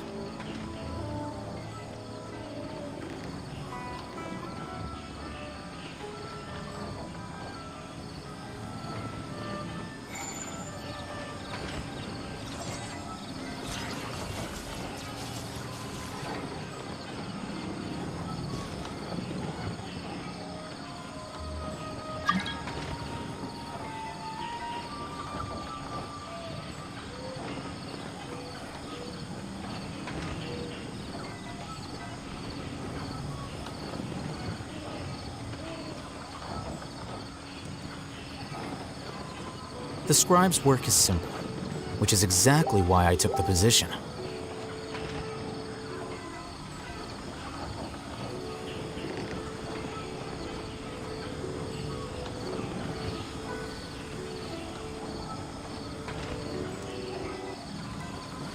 Wait. Huh? No.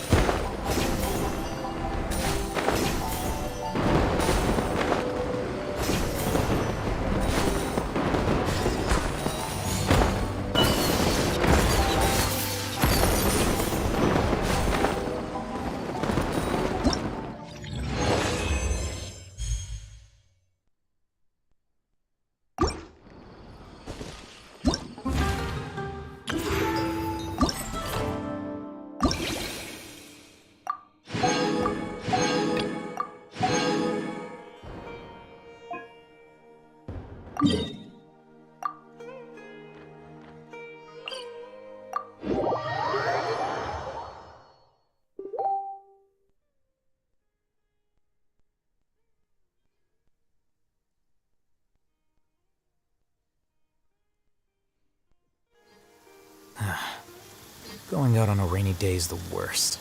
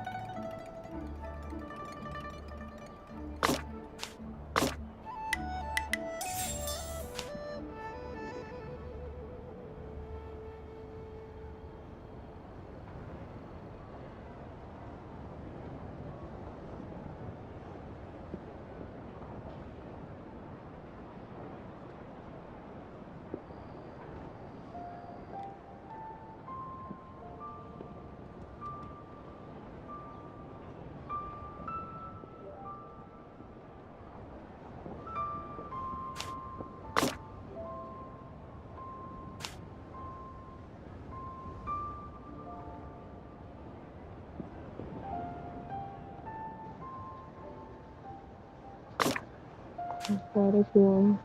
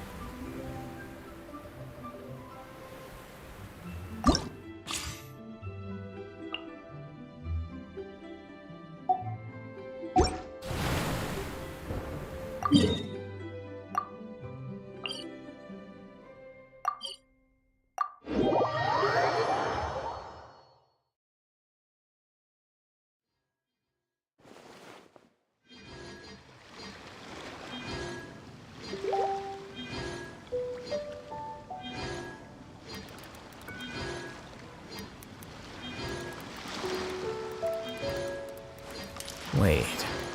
Huh? No.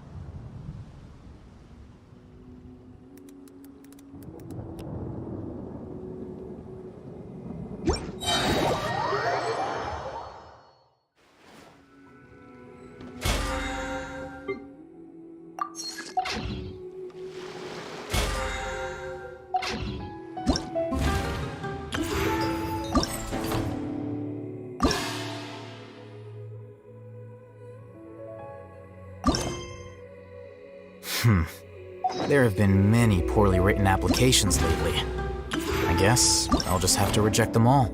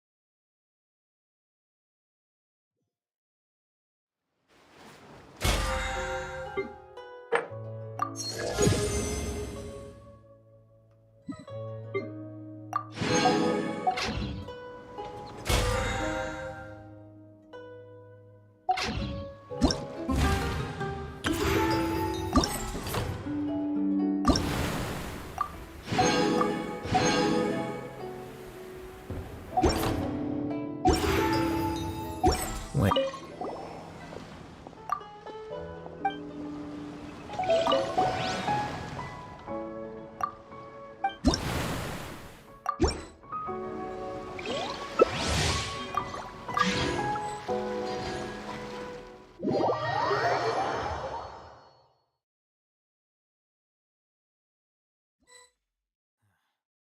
Going out on a rainy day is the worst.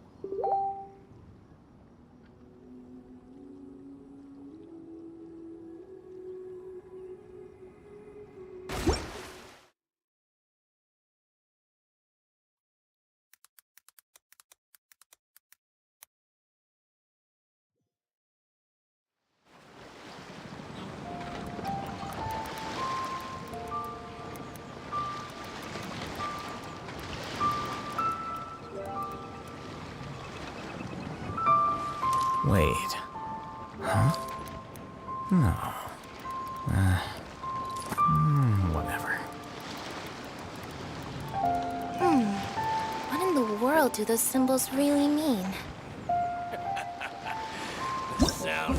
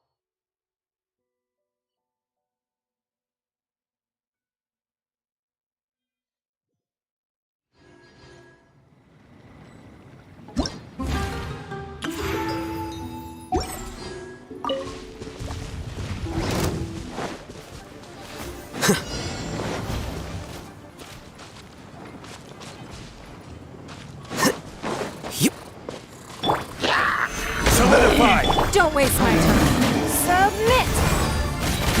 Give up.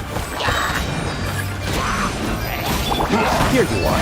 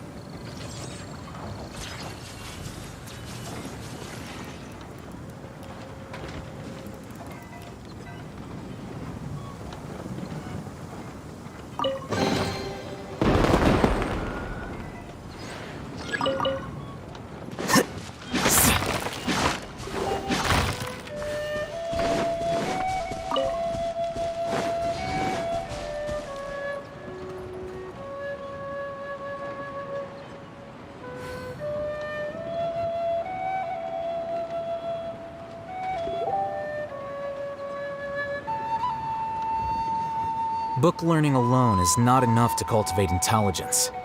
All those scholars in the academia are prime examples.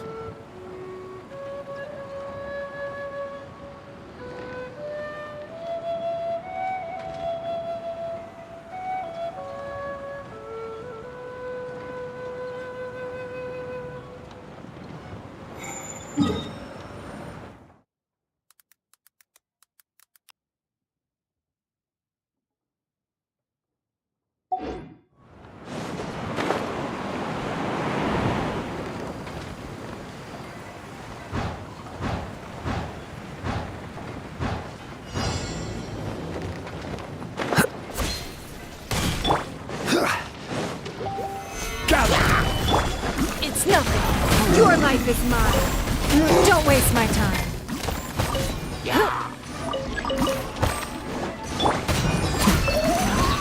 Defract!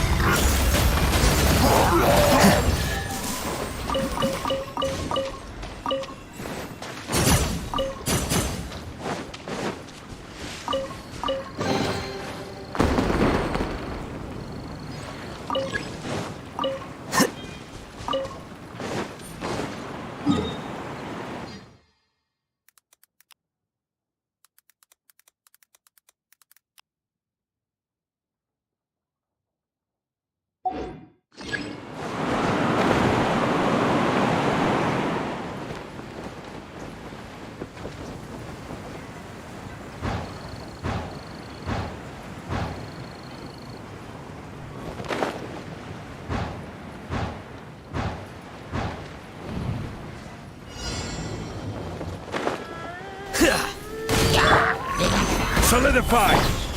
Give up. Submit!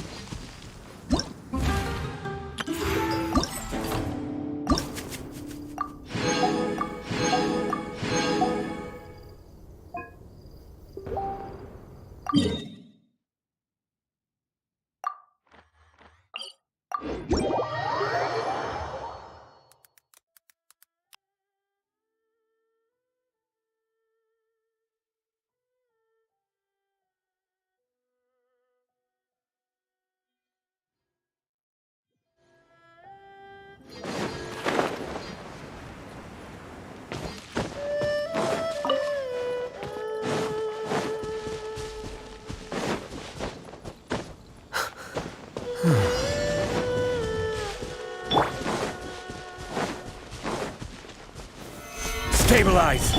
It's nothing. Your life is mine.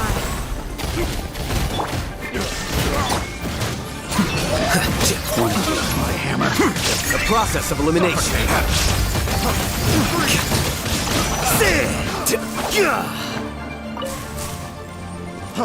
Freeze!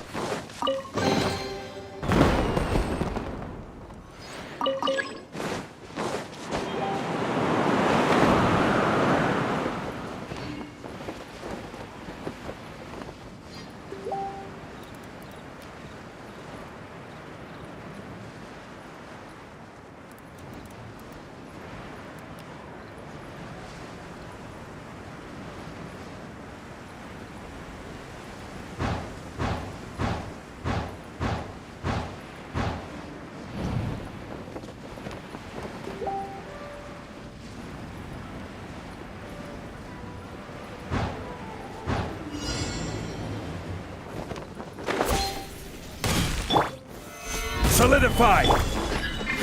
Give up. Shine down. Flicker.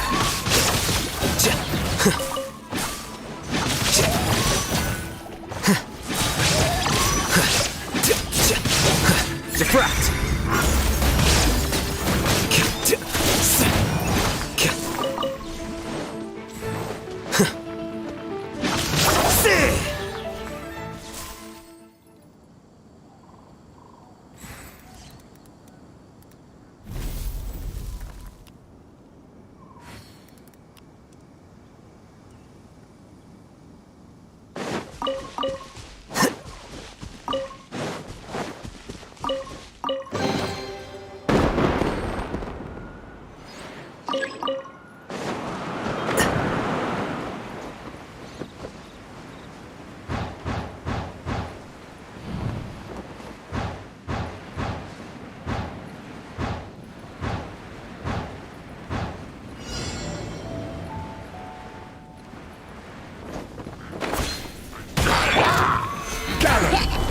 It's nothing. Bye.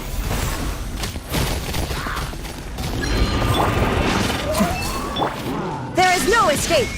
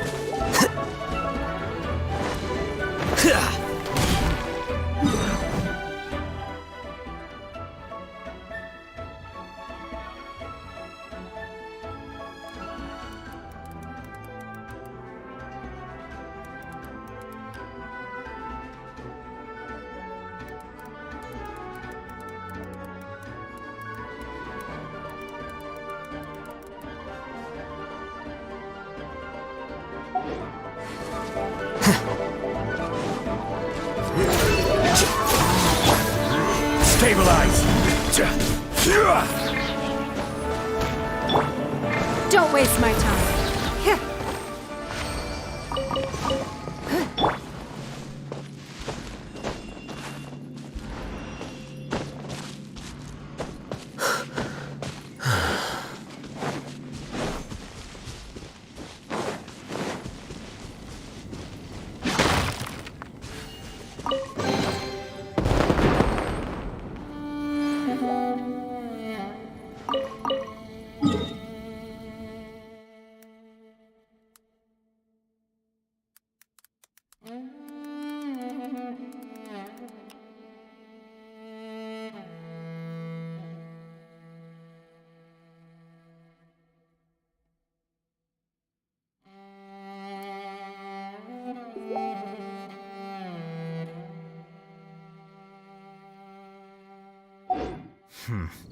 There have been many poorly written applications lately.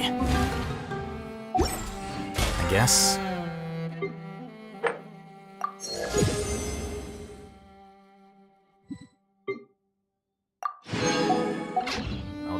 reject them all.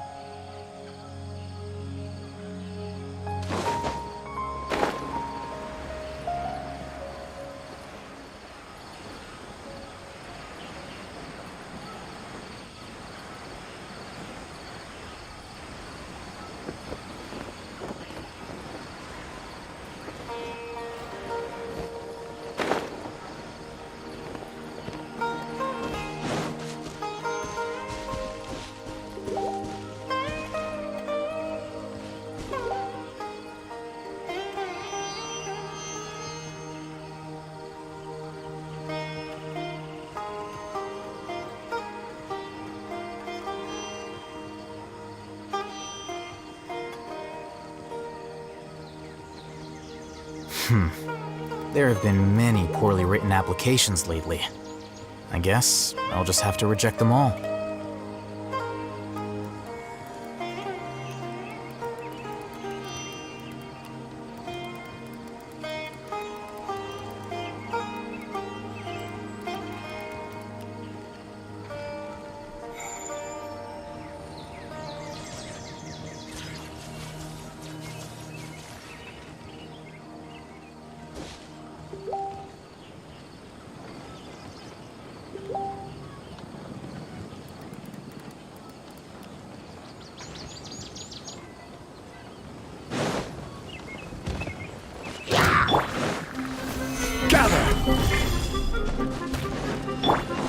It's nothing. Your life is mine. Don't waste my time.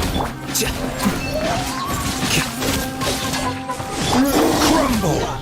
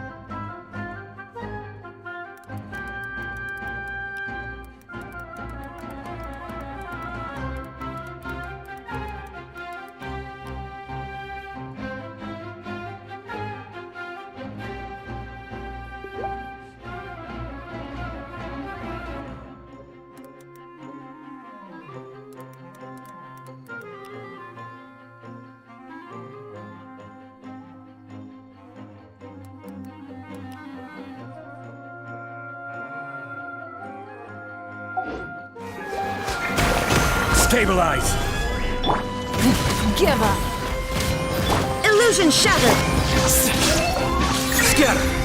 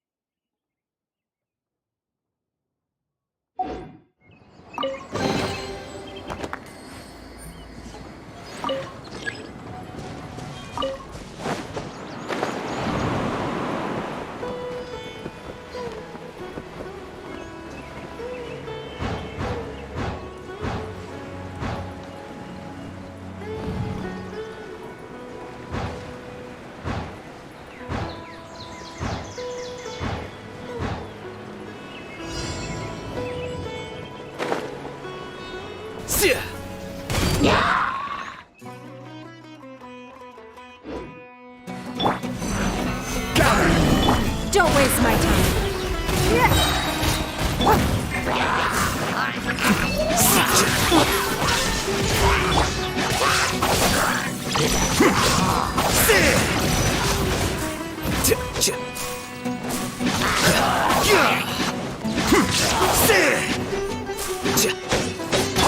Rise!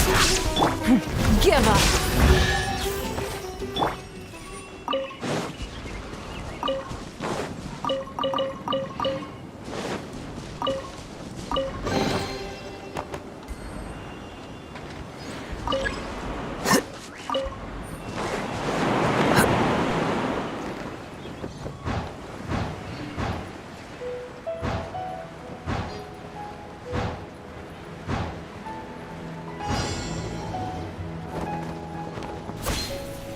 Sucker for a punch, huh? Stabilize! Your life is mine. Shine down.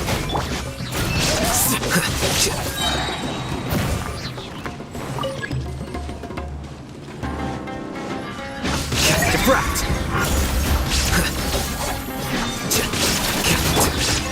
Solidify!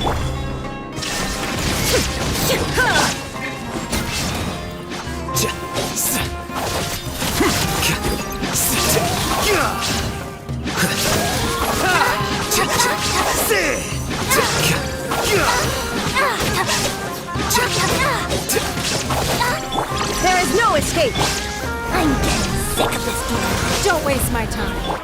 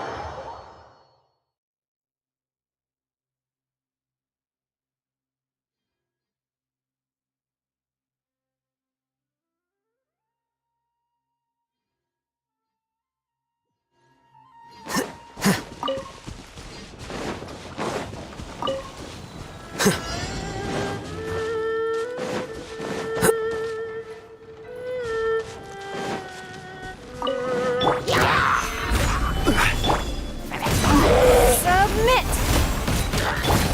Illusion shattered. Here you are. The process of elimination.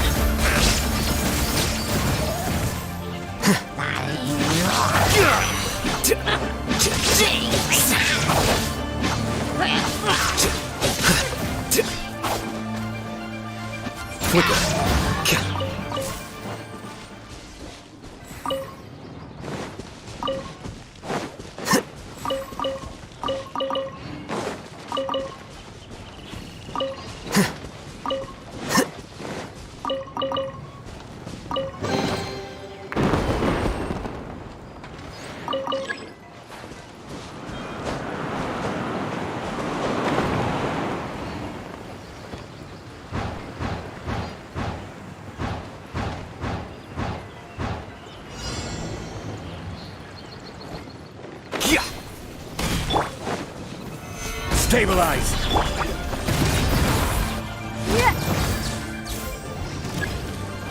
Your life is mine. There is no escape. Gather! Here you are.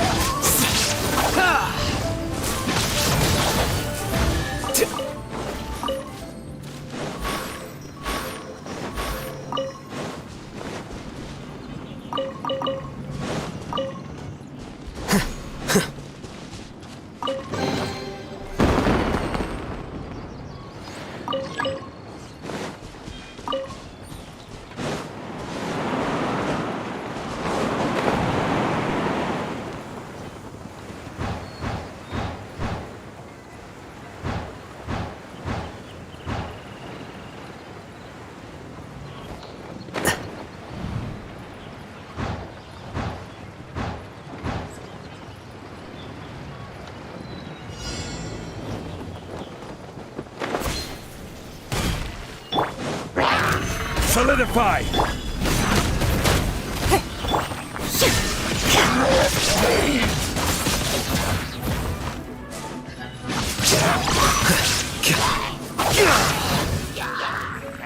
Diffract! Stabilize! Illusion shattered! It's nothing. Don't waste my time.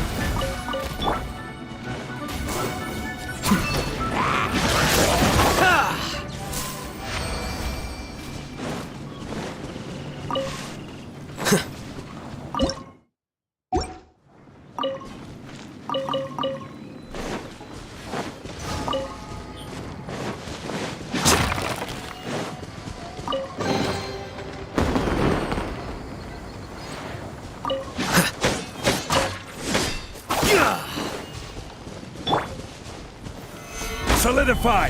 It's nothing.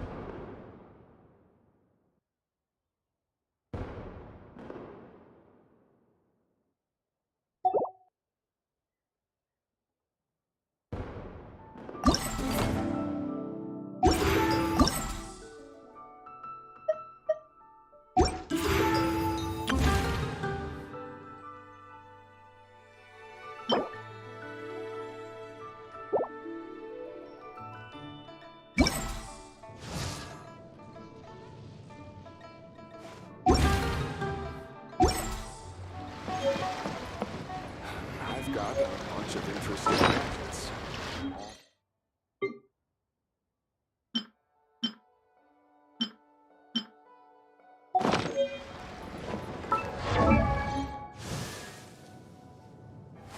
Wait.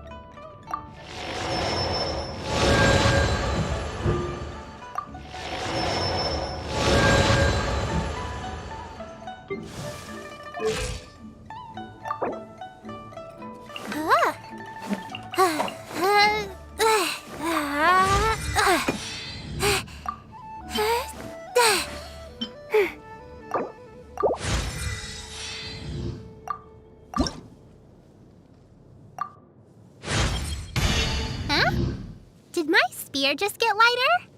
It'd be great if it could get a little shorter, too.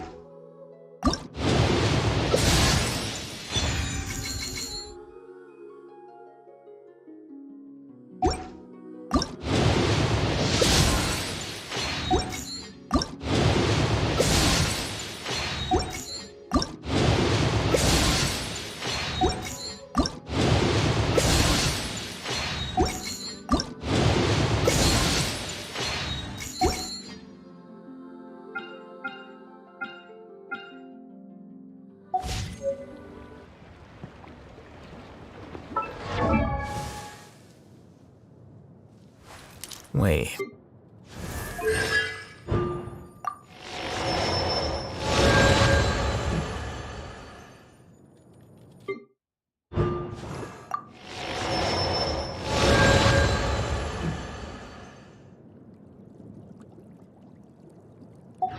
Book learning alone is not enough to...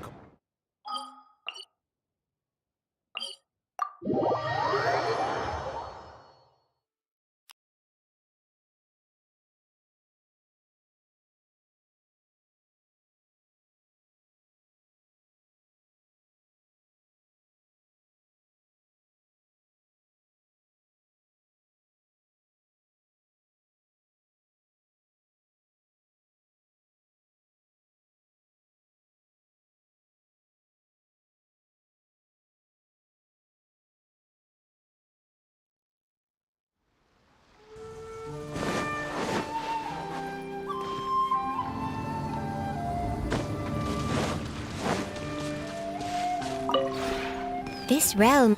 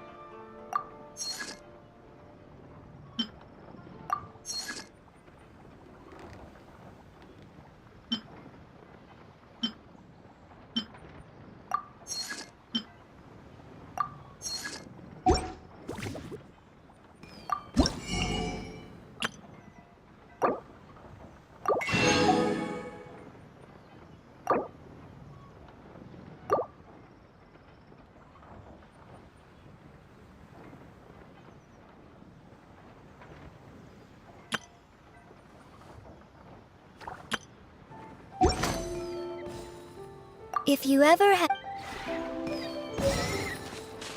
The consequences spread like wildfire. I'd like to avoid such a scenario, so I can keep my life intact and uninterrupted.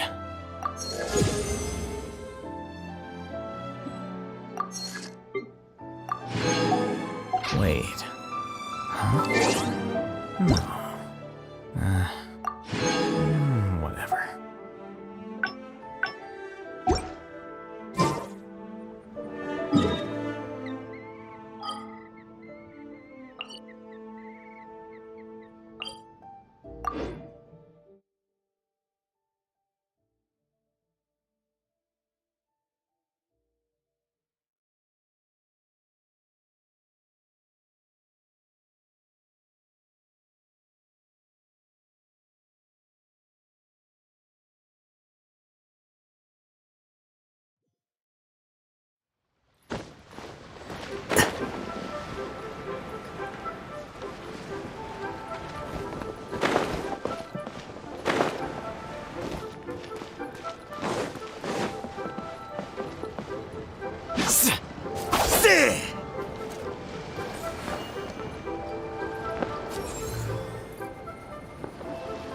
Flicker.